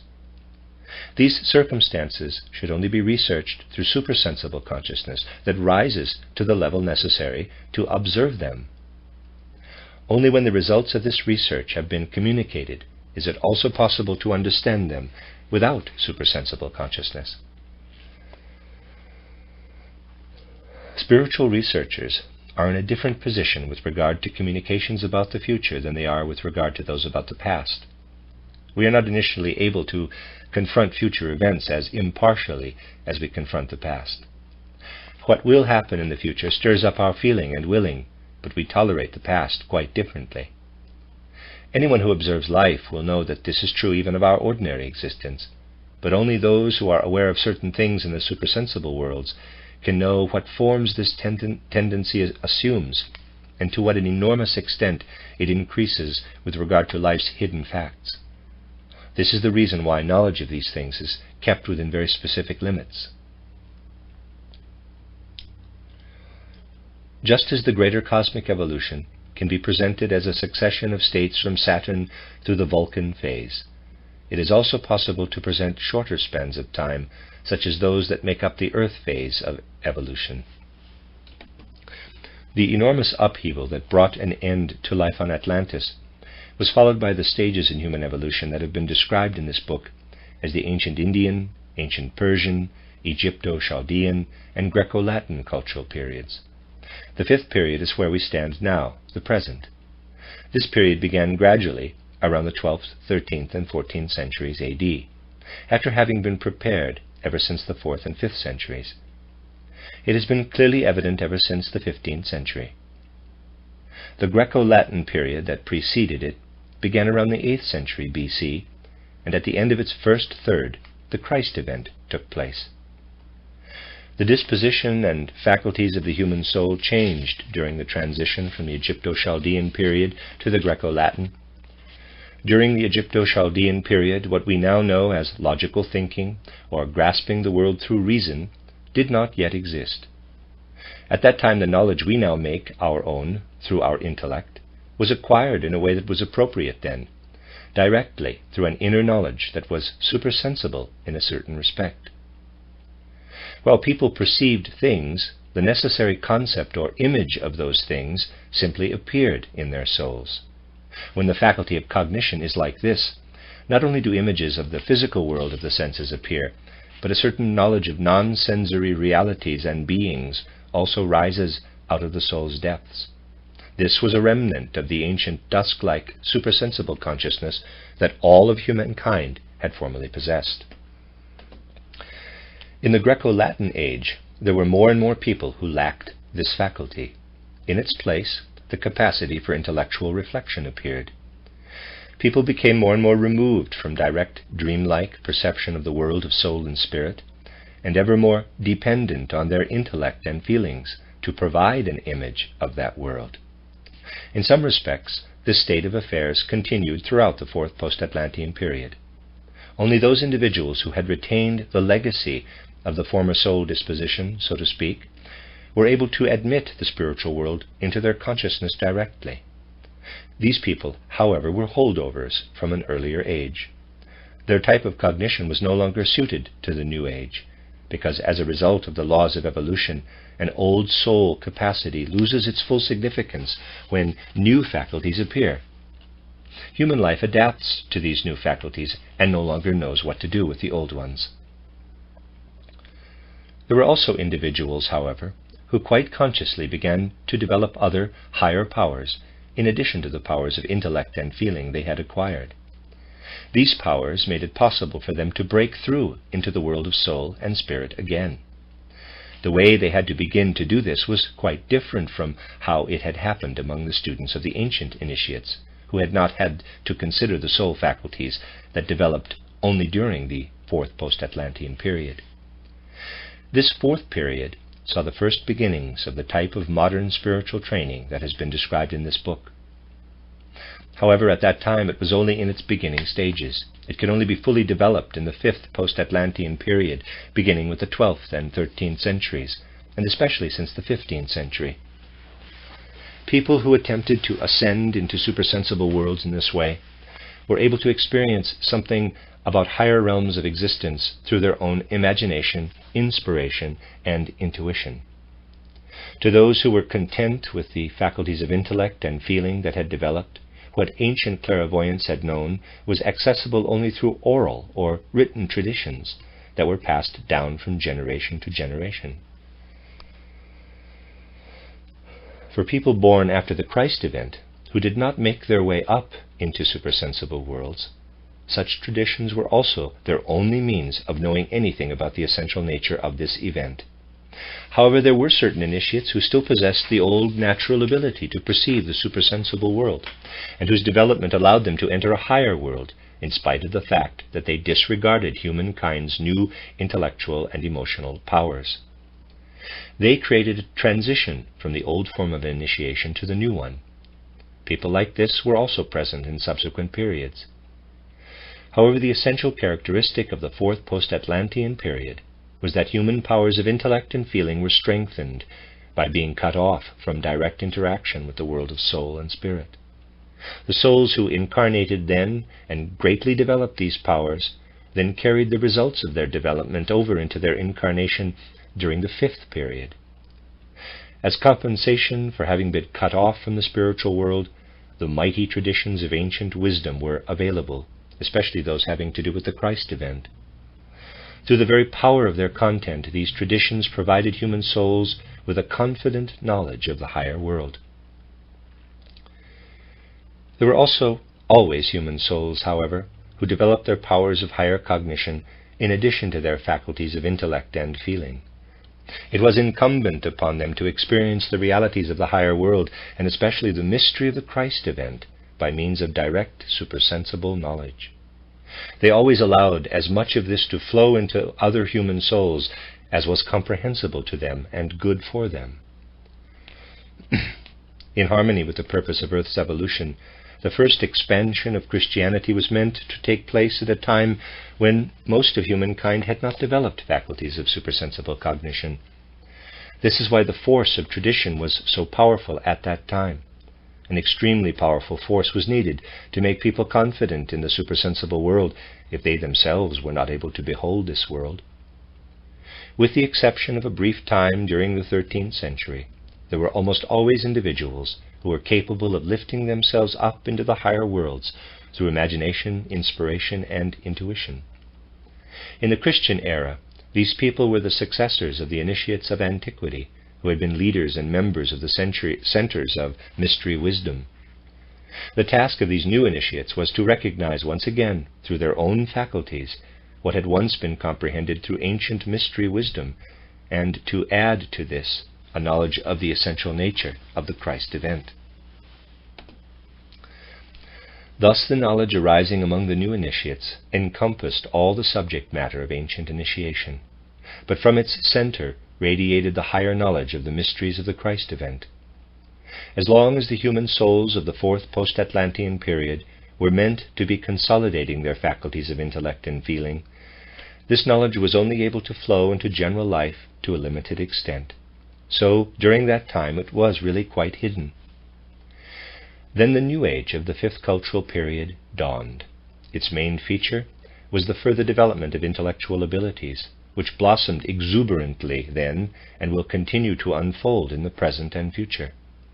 A gradual build-up to this period began in the 12th and 13th centuries, and its progress accelerated from the 16th century onward into the present. Under these influences, cultivating the forces of reason became the chief concern of evolution in the fifth cultural period.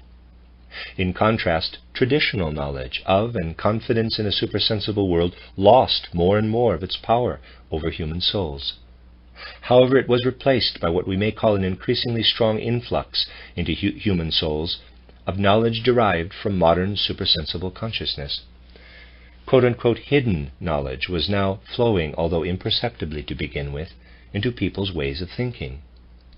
It is self-evident that intellectual forces have continued to reject this knowledge right into the present. But what must happen will happen in spite of any temporary rejection. Symbolically, this hidden knowledge, which is taking hold of humanity from the other side, and will do so increasingly in the future, can be called, quote, the knowledge of the Grail, unquote. If we learn to understand the deeper meaning of this symbol, as it is presented in stories and legends, we will discover a significant image of what has been described above as the new initiation knowledge, with the Christ mystery at its center. Therefore, modern initiates can also be known as Grail initiates. The path to supersensible worlds, whose first stages have been described in this book, leads to, quote, the science of the Grail, unquote. A unique feature of this knowledge is that its facts can only be investigated by those who acquire the means of doing so that are described in this book. Once these facts have been discovered, however, they can then be understood by means of the soul forces that have been developing during the fifth cultural period. In fact, it will become increasingly evident that these forces will find their satisfaction in this knowledge to an ever greater extent. At present, we are living in a time when more of this knowledge ought to enter human common consciousness than was formerly the case. This book hopes to convey the information it contains from this point of view. To the extent that human evolution will absorb Grail knowledge, the impulse supplied by the Christ event can become ever more significant. Increasingly, an inner aspect will be added to the external aspect of Christian evolution. What we can recognize through imagination, inspiration, and intuition about the higher worlds in conjunction with the Christ mystery will increasingly permeate our life of ideas, feeling, and will. Hidden, in quotes, Grail knowledge will become evident. As an inner force, it will increasingly permeate the manifestations of human life. For the duration of the fifth cultural period, knowledge of supersensible worlds will continue to flow into human consciousness. When the sixth period begins, humanity will have been able to reacquire the non-sensory perception it possessed in a dusk-like way in earlier times, but now on a higher level, and in a form that is quite different from the old perception. In ancient times, when our souls knew about the higher worlds, let me read that again. In ancient times, what our souls knew about the higher worlds was not imbued with our own forces of reason and feeling. It was received as inspiration from above. In the future, our souls will not only receive these flashes of inspiration, but will also comprehend them and experience them as the essence of human soul nature. In future, when a soul receives knowledge about a certain being or thing, the very nature of the intellect will find this justified. If knowledge of a different sort asserts itself, knowledge of a moral commandment or a human behavior, the soul will tell itself, my feelings will only be justified if I act in accordance with this knowledge. A sufficiently large number of human beings are meant to develop this state of mind during the sixth post-Atlantean cultural period. In a certain way, what the third or Egypto-Chaldean period contributed to humanity's evolution is being repeated in the fifth. At that time, the human soul still perceived certain realities of the supersensible world, although this perception was waning as intellectual faculties prepared to emerge. These faculties were to temporarily exclude human beings from the higher world. In the fifth cultural period, the supersensible realities that had been perceived in a dusk-like state of consciousness are becoming evident again, but are now being imbued with our own personal forces of intellect and feeling, and with what human souls can gain through knowledge of the Christ mystery. This is why they are assuming different forms than they did previously. In ancient times, impressions from the supersensible worlds were experienced as forces that urged human beings on, but emanated from an outer spiritual world that did not include them. In contrast, more recent evolution shows us to perceive these impressions as coming from a world we human beings are growing into and are increasingly a part of. No one ought to believe that the Egypto-Chaldean cultural period will be repeated in such a way that our souls will simply be able to take up what was then present and has come down to us from those times. If understood correctly, the effect of the Christ impulse is to make the human souls that receive it feel, recognize, and conduct themselves as members of a spiritual world, whereas formerly they were outsiders. While the third cultural period is revived in the fifth, in order to be imbued with a totally new element in human souls provided by the fourth period, something similar happens in the sixth cultural period with regard to the second, and in the seventh with regard to the first or ancient Indian cultural period. All the wonderful wisdom that the great teachers of ancient India could proclaim will be able to reappear as life truths in human souls in the seventh cultural period. Now, any transformations in things in the earthly world outside of human beings also have a certain relationship to humankind's own evolution. When the seventh cultural period has run its course, the earth will be struck by an upheaval comparable to the one that took place between the Atlantean and post-Atlantean ages. After this, evolution will continue under transformed earthly circumstances through 7 more time periods. On a higher level, the human souls incarnating then will experience the same fellowship with a higher world that the Atlanteans experienced on a lower level. However, only human beings embodying souls that have become all that they could under the influence of the Greco-Latin cultural period and the subsequent 5th, 6th, and 7th periods of post-Atlantean evolution will be able to cope with these reconfigured earthly circumstances. The inner nature of these souls will correspond to what the earth has then become. Other souls will have to remain behind at this stage, although earlier they could still have chosen to create the prerequisites for participation in it.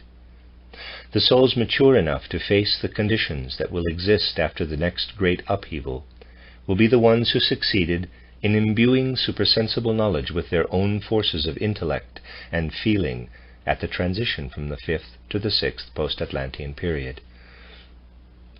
The 5th and 6th periods are the decisive ones, so to speak.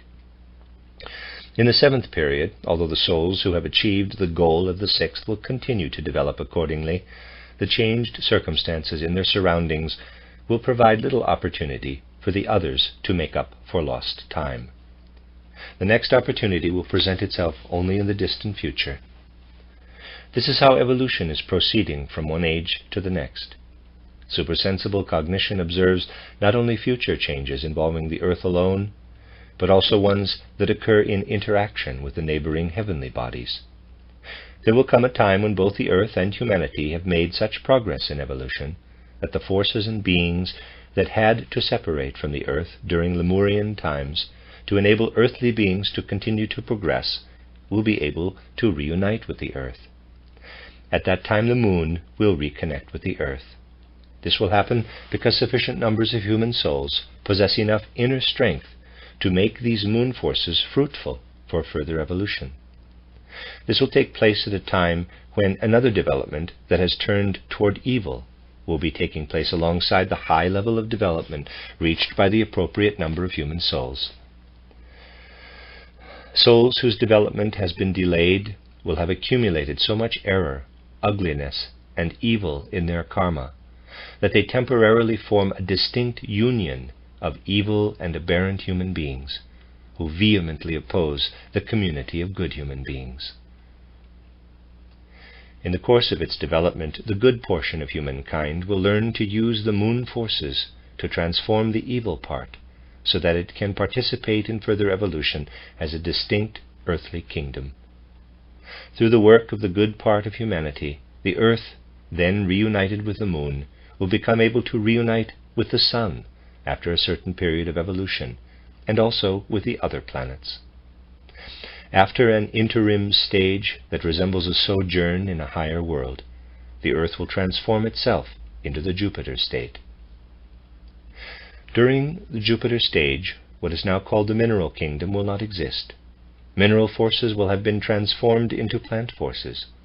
The lowest kingdom appearing during the Jupiter stage will be the plant kingdom, which will have a form entirely different from what it has now. Above that will be the animal kingdom, which will have undergone a comparable transformation, followed by a human kingdom, consisting of the descendants of the evil union that came about on earth. Above these there will be a higher human kingdom, consisting of the descendants of the community of good human beings on earth. A great deal of the work of this second human kingdom will consist of ennobling the fallen souls in the evil union, so that they will still be able to find their way back into the actual human kingdom. At the Venus stage, the plant kingdom will also have disappeared, and the lowest kingdom will be the animal kingdom, transformed once more. Above that there will be 3 human kingdoms of different degrees of perfection. During the Venus stage, the earth will remain united with the sun.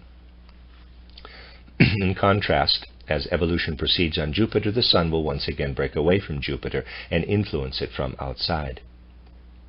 Then a reunification of the sun and Jupiter will take place, and the transformation into the Venus stage will gradually continue. During the Venus stage, a distinct cosmic body will break away, containing all the beings who have resisted evolution and constituting an quote-unquote unredeemable moon, so to speak, in quotes.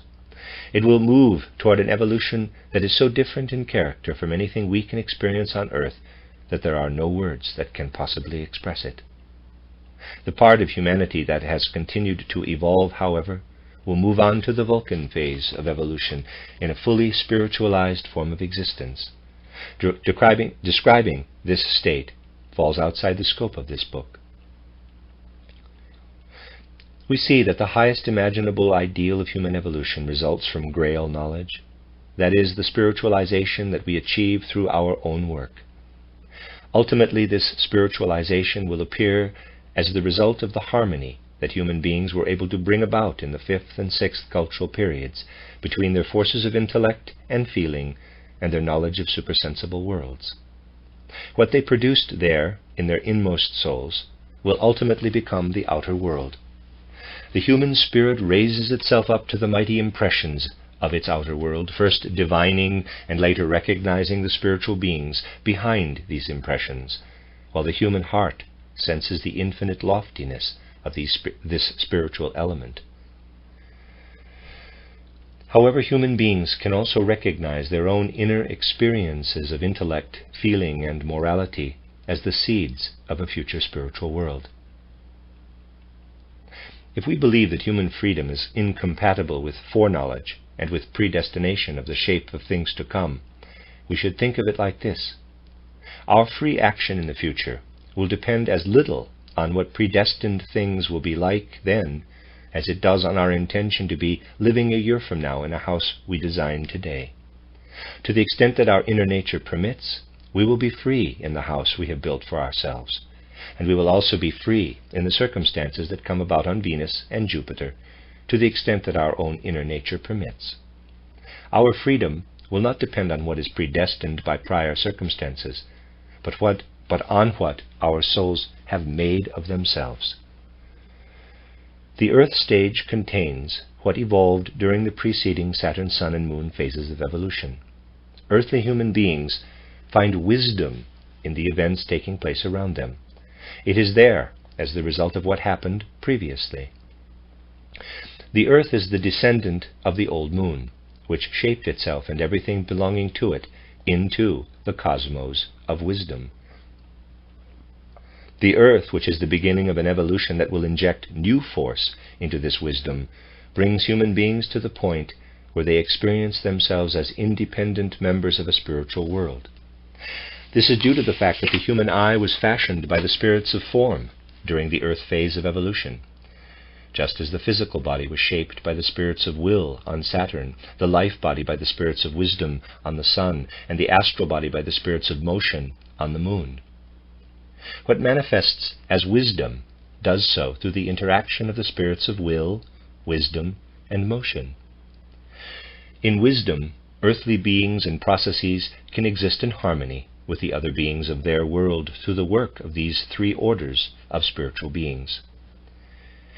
In the future, the independent human eye, which was received through the spirits of form, will exist in harmony with the beings of Earth, Jupiter, Venus, and Vulcan, because of the power that the Earth stage injects into wisdom.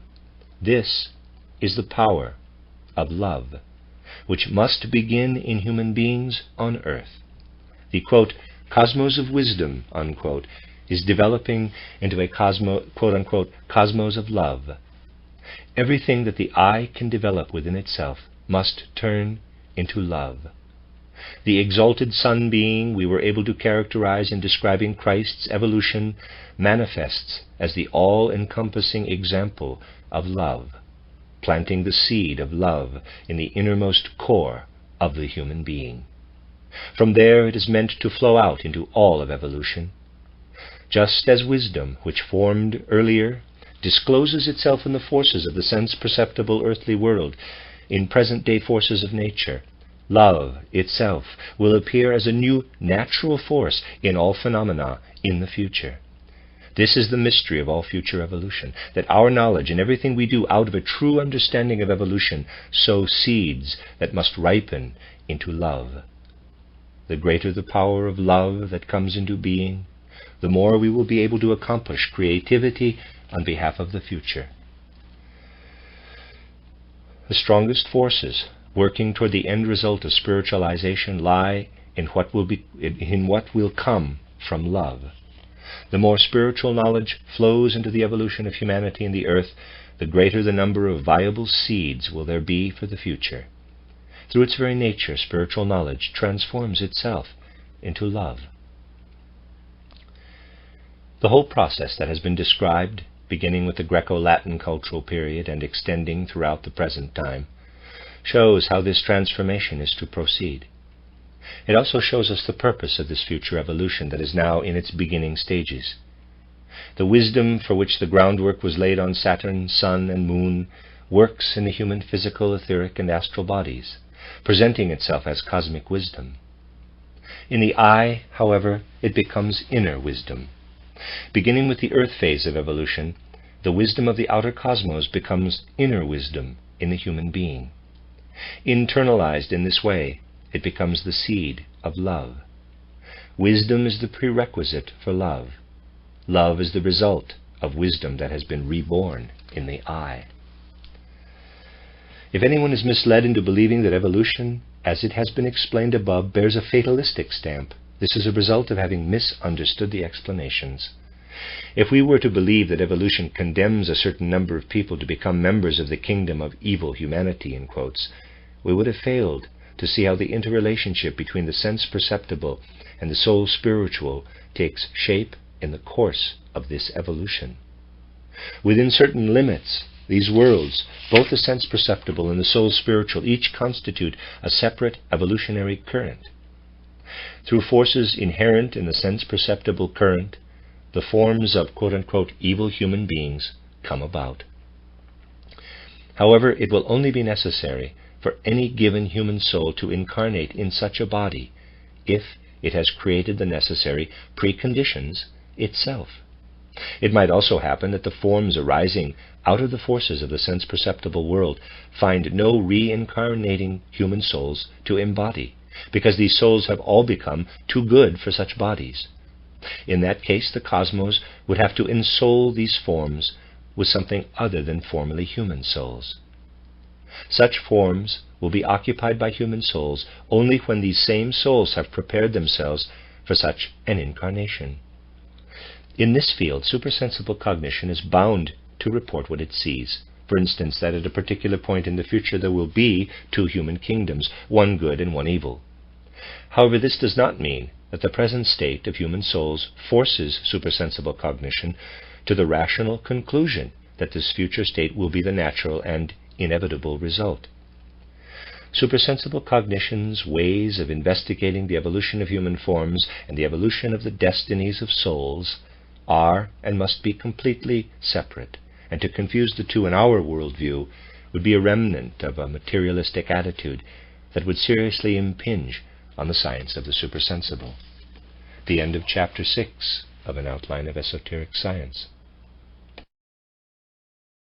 Okay, this is Chapter 7 of An Outline of Esoteric Science by Rudolf Steiner, entitled Details from the Field of Spiritual Science. The human ether body. When we perceive the higher members of our human makeup through supersensible observation, this perception is never completely similar to a perception we have through our outer senses. When we touch an outer object and have a perception of warmth, we must distinguish between what comes from the object, what streams out of it, so to speak, and what we experience in our souls.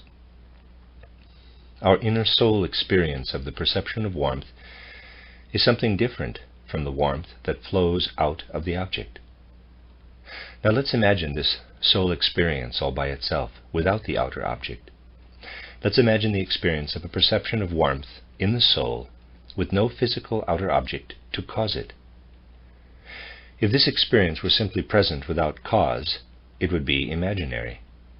However, students of the spirit do experience inner perceptions such as this that have no physical cause. Above all, they are not caused by the student's physical bodies. But at a certain level of inner development, these perceptions present themselves in such a way that the students can tell that the inner perception is not imaginary, but has been brought about by a being of soul and spirit in a supersensible outer world. Just as an ordinary perception of warmth, for example, is brought about by an external physical sense-perceptible object. It was shown earlier how the experience itself lets us know that it is not imaginary. Thus, this is also true if we speak about perceptions of color. In that case, we have to distinguish between the color of the outer object and the inner sensation of color in the soul. Let's recall the inner sensation the soul has when it perceives a red object in the physical sense-perceptible outer world. Let's imagine that we vividly recollect the impression while averting our eyes from the object. Let's remember the inner experience of our mental image of the color. When we do this, we distinguish between the outer color and our inner experience of it. Such inner experiences are definitely different in content from outer sense impressions. They are much closer in character to what we experience as pain or pleasure than ordinary sensory perceptions are. Now let's think of such an inner experience arising in the soul without being caused by either an actual outer physical sense-perceptible object or a memory of one. People with supersensible cognition are able to have such experiences and to know that they are not imaginary, but are expressions of beings of soul and spirit. If a soul-spiritual being calls forth the same impression as a red object in the physical sense-perceptible world, it can be called red. In the case of the physical object, however, the outer impression is always present before the inner experience of color, while in true supersensible perception in present-day human beings, the reverse must always be the case. The inner experience is there first, like a mere shadowy memory of color, followed by an image that becomes more and more vivid. This is how this process must take place, and the less attention we pay to this fact, the less we are able to distinguish between real spiritual perception and imaginary deceptions, illusions, hallucinations, and so on. The vividness of the image during soul-spiritual perception of this sort, whether it remains very shadowy, as if dimly visualized, or whether its effect is strong, like that of an outer object, depends totally on the perceiver's inner development. The general impression that a clairvoyant observer has of the human ether body can be described as follows. When people with supersensible cognition have developed such strength of will that they are able to disregard what their physical eyes are seeing, in spite of the fact that a physical human being is standing in front of them, they are then able to use supersensible consciousness to see into the space the physical person occupies. Naturally, it requires an intense heightening of their will for them to be able to disregard not only what they are thinking, but also something that is standing right in front of them, and to such an extent that its physical impression is extinguished. However, it is possible to bring this heightening about. It happens as a result of the exercises for achieving supersensible cognition. When people first perceive in this way, they get a general impression of the ether body. The inner sensation that arises in their souls is approximately the same as the one they get from seeing the color of a peach blossom. This becomes increasingly vivid and enables them to say that the ether body has the color of peach blossoms. After that, they also perceive the individual organs and currents within the ether body. However, the ether body could be described further by presenting soul experiences that correspond to sensations of warmth, sound, and so on, because the ether body is more than just a color phenomenon. The astral body and the other elements of our human makeup could also be described in this same sense. Having considered this, we will realize how spiritual scientific descriptions are meant to be understood. The astral world. As long as we are only observing the physical world, the earth as our dwelling place appears like a separate cosmic body. However, if supersensible cognition rises to the level of other worlds, this separation ceases. This is why it was possible to state that imagination simultaneously perceives both the earth and the moon stage as it has continued to develop into the present time. In addition to the earth's supersensible aspect, other cosmic bodies that are physically separate from the earth are embedded in the world that we enter in this way. Those who perceive supersensible worlds do not observe only the Earth's supersensible aspect, but, to begin with, they also perceive the supersensible aspect of other cosmic bodies. Parenthesis, people who are tempted to ask why clairvoyants don't tell us what things look like on Mars and so on should keep in mind that clairvoyants are primarily concerned with observing the supersensible aspects of cosmic bodies, while they themselves, in asking this question, have physical sense-perceptible conditions in mind. Parenthesis. That's why this book has been able to present certain relationships between the Earth phase of evolution and the simultaneous evolution of Saturn, Jupiter, Mars, and so on. When the human astral body is carried off into sleep, it belongs not only to earthly conditions, but also to worlds in which still other cosmic domains, parenthesis, the worlds of the stars, parenthesis, take part. Indeed, these worlds work into the human astral body even during the waking state, which is why the name astral body seems justified. Footnote, from the Greek astron and the Latin astrum, meaning star. End footnote. Human life after death. This book has described the time after the death of the human being when the astral body still remains united with the ether body. During this time, a memory of the entire life that has just ended is present but gradually fades. See Chapter 3. The length of this period of time is different for different people and depends on how strongly an individual's astral body clings to the ether body. That is, on how much power the astral body has over the ether body. Supersensible cognition can get an impression of this by observing individuals whose state of body and soul dictates that they actually ought to be asleep, but who are keeping themselves awake through sheer inner effort. It becomes evident that the length of time individuals can keep themselves awake without being overcome by sleep varies from person to person. After death, our recollection of our past life, that is, the time of the astral body's connection to the ether body, lasts approximately as long as we would formerly have been able to remain awake in a case of extreme need. When the ether body is released from a human being who has died, something that can be described as an extract or essence of it still persists throughout this individual's later evolution. This extract contains the fruits of the life that has just ended and is the vehicle of everything that unfolds like a seed for the next life during the human being's spiritual development between death and a new birth. See Chapter 3.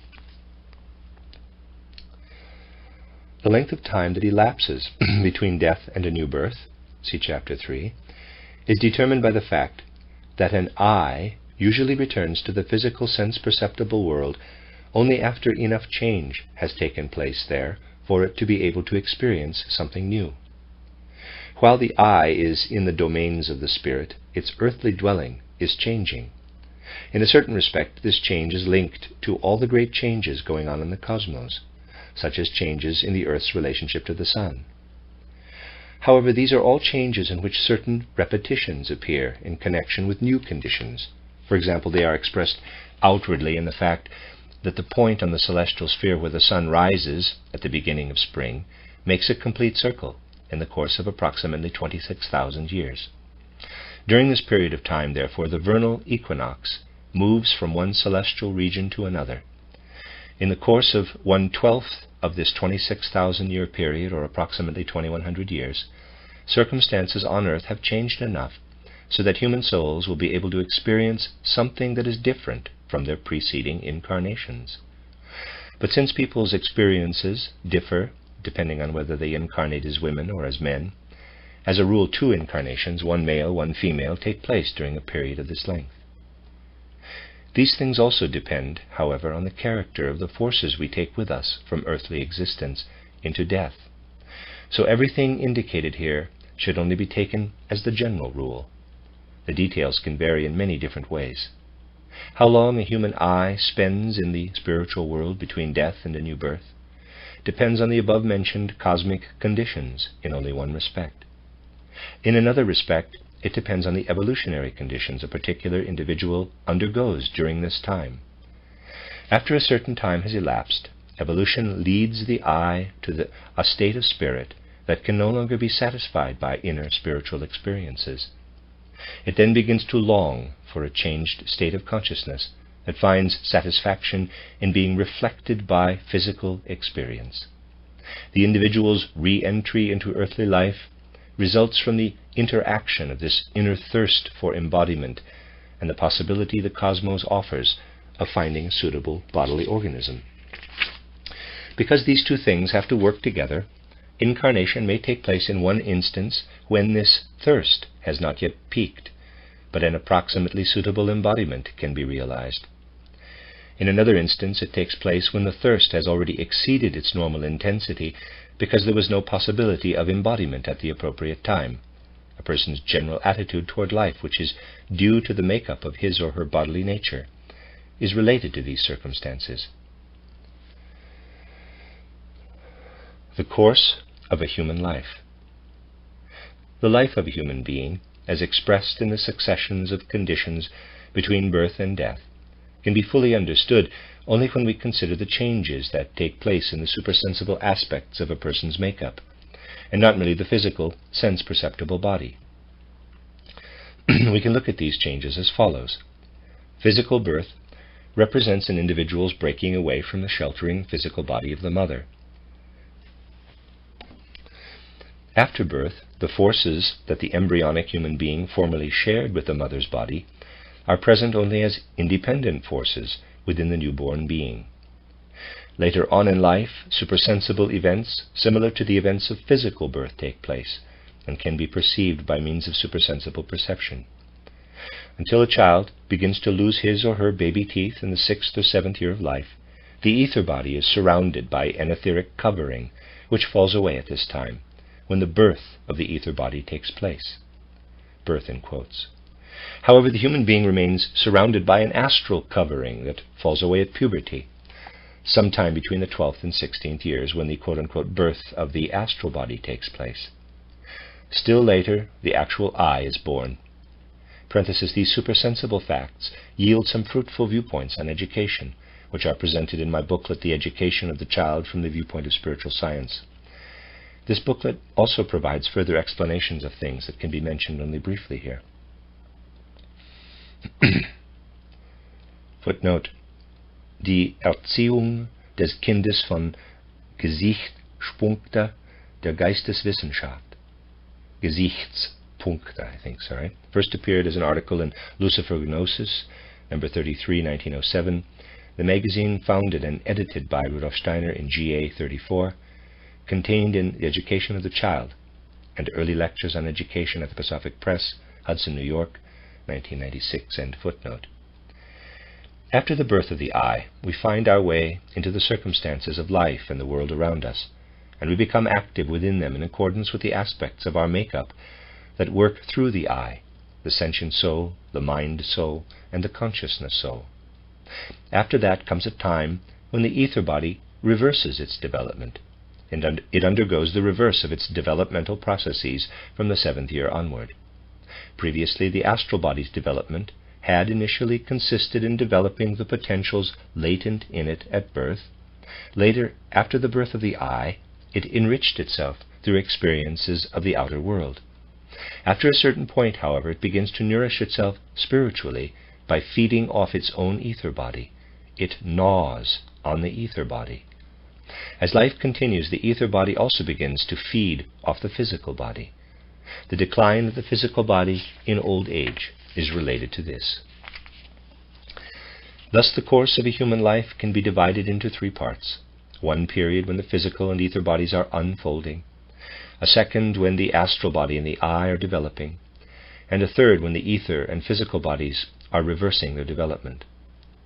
However, the astral body is involved in all the processes that take place between birth and death, because spiritually it is actually born sometime between the 12th and 16th years of life, and because it has to feed off the forces of the ether and physical bodies during the last period of life, what it is able to accomplish through its own forces develops more slowly than it would if it were not taking place within the physical and etheric bodies. As a result, after the physical and etheric bodies are cast off at death, the development during the purification period takes only about 1/3 as long as life between birth and death. Compare Chapter 3. The higher domains of the spiritual world.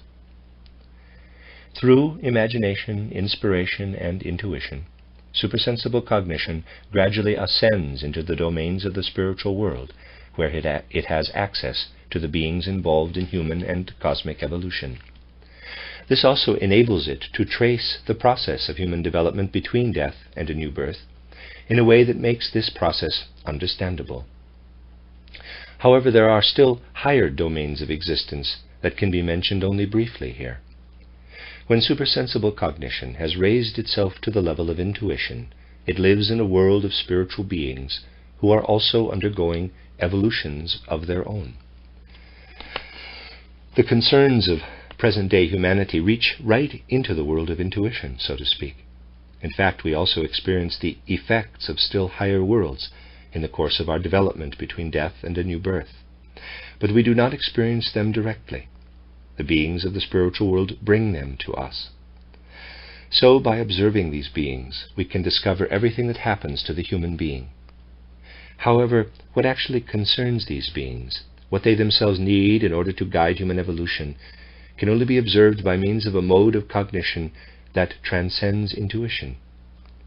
This points to worlds whose lowest spiritual concerns can be viewed as including Earth's highest spiritual concerns. For example, rational conclusions are among the highest concerns within the earthly domain, while the effects of the mineral kingdom are among the lowest. In these higher realms, rational conclusions are the approximate equivalent of mineral effects on Earth.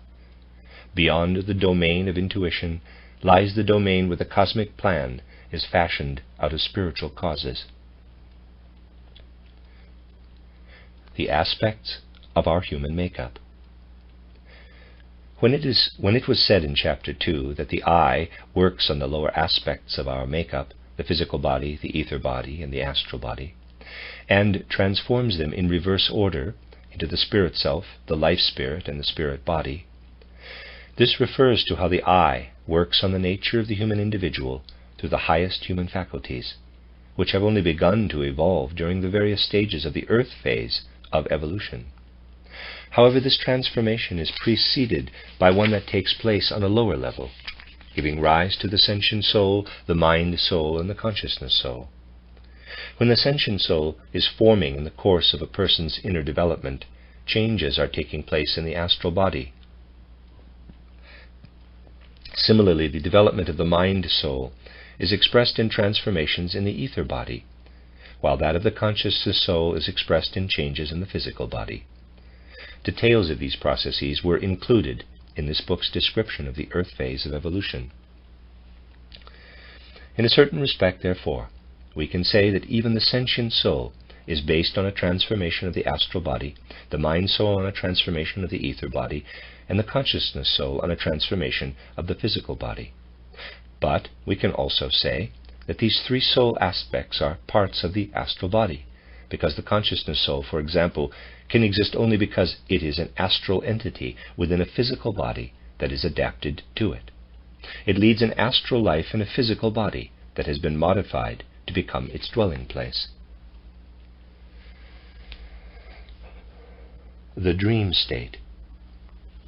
In this book, the dream state has already been described from a certain point of view in Chapter 3, quote, sleep and death, unquote. On the other hand, because the progress of evolution is such that earlier states play into later ones, we should think of the dream state as a remnant of the ancient pictorial consciousness that human beings possessed during both the moon phase of evolution and a large part of the earth phase.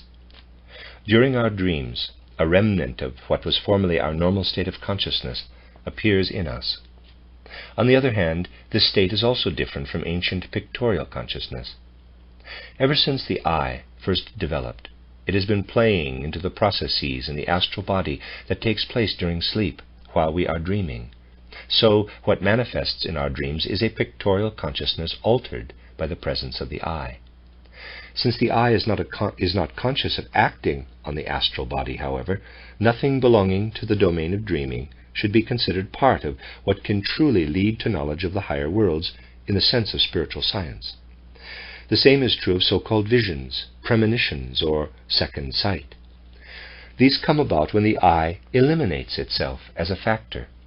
As a result, remnants of ancient states of consciousness arise. Such states of consciousness are of no direct use to spiritual science, and what can be observed during them cannot be considered results of spiritual science in any true sense. Acquiring supersensible knowledge.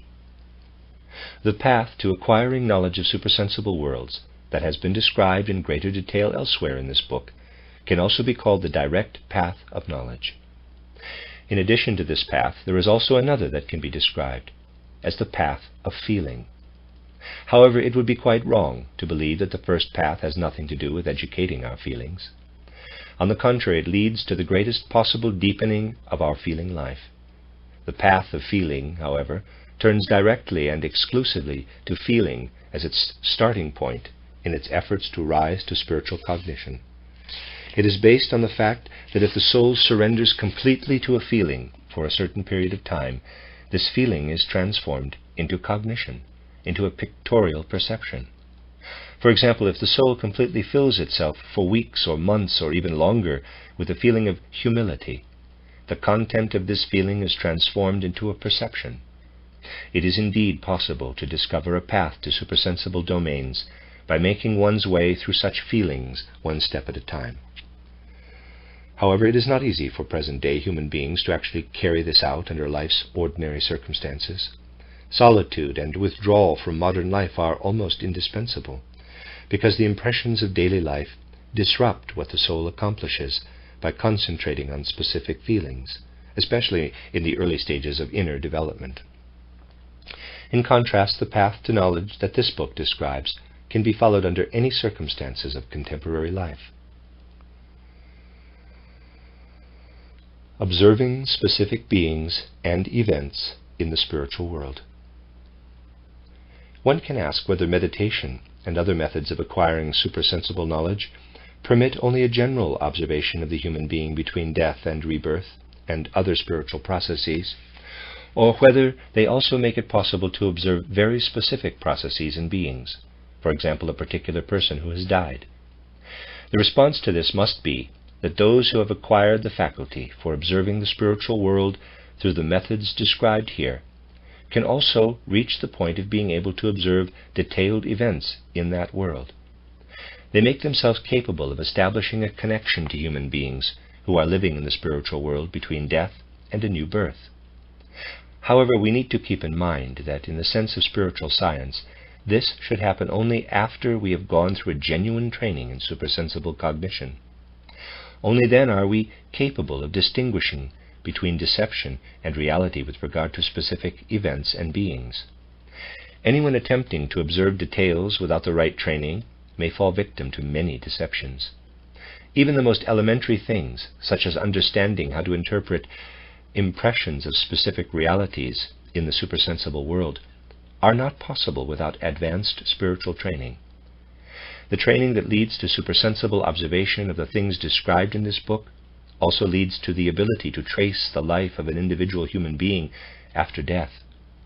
It also leads to being able to observe and understand all the individual beings of the world of soul and spirit who work from this hidden world into the outer manifest world. It is only possible for us to observe details with certainty, however, if we base this observation on our knowledge of the great general cosmic and human realities of the spiritual world, which concern all human beings. If we desire the one without the other, we will go astray. We are granted access to the particular domains of supersensible existence that we long for above all else, only after we have struggled with the serious and difficult paths leading to issues of general knowledge in our efforts to find the key to the meaning of life. This is a necessary part of what we must undergo to observe the spiritual world. Only if we have taken these paths out of a pure and unegotistical urge for knowledge are we mature enough to observe the details that would formerly have served only to satisfy an egotistical need, even though we might have convinced ourselves that we were only striving for insight into the spiritual out of love love for someone who has died, for example. Insight into details is granted only to those whose serious interest in general spiritual scientific knowledge has given them the possibility of accepting even the details as objective scientific truth without any egotistical desire. The end of chapter 7, and that is the end of the book An Outline of Esoteric Science by Rudolf Steiner.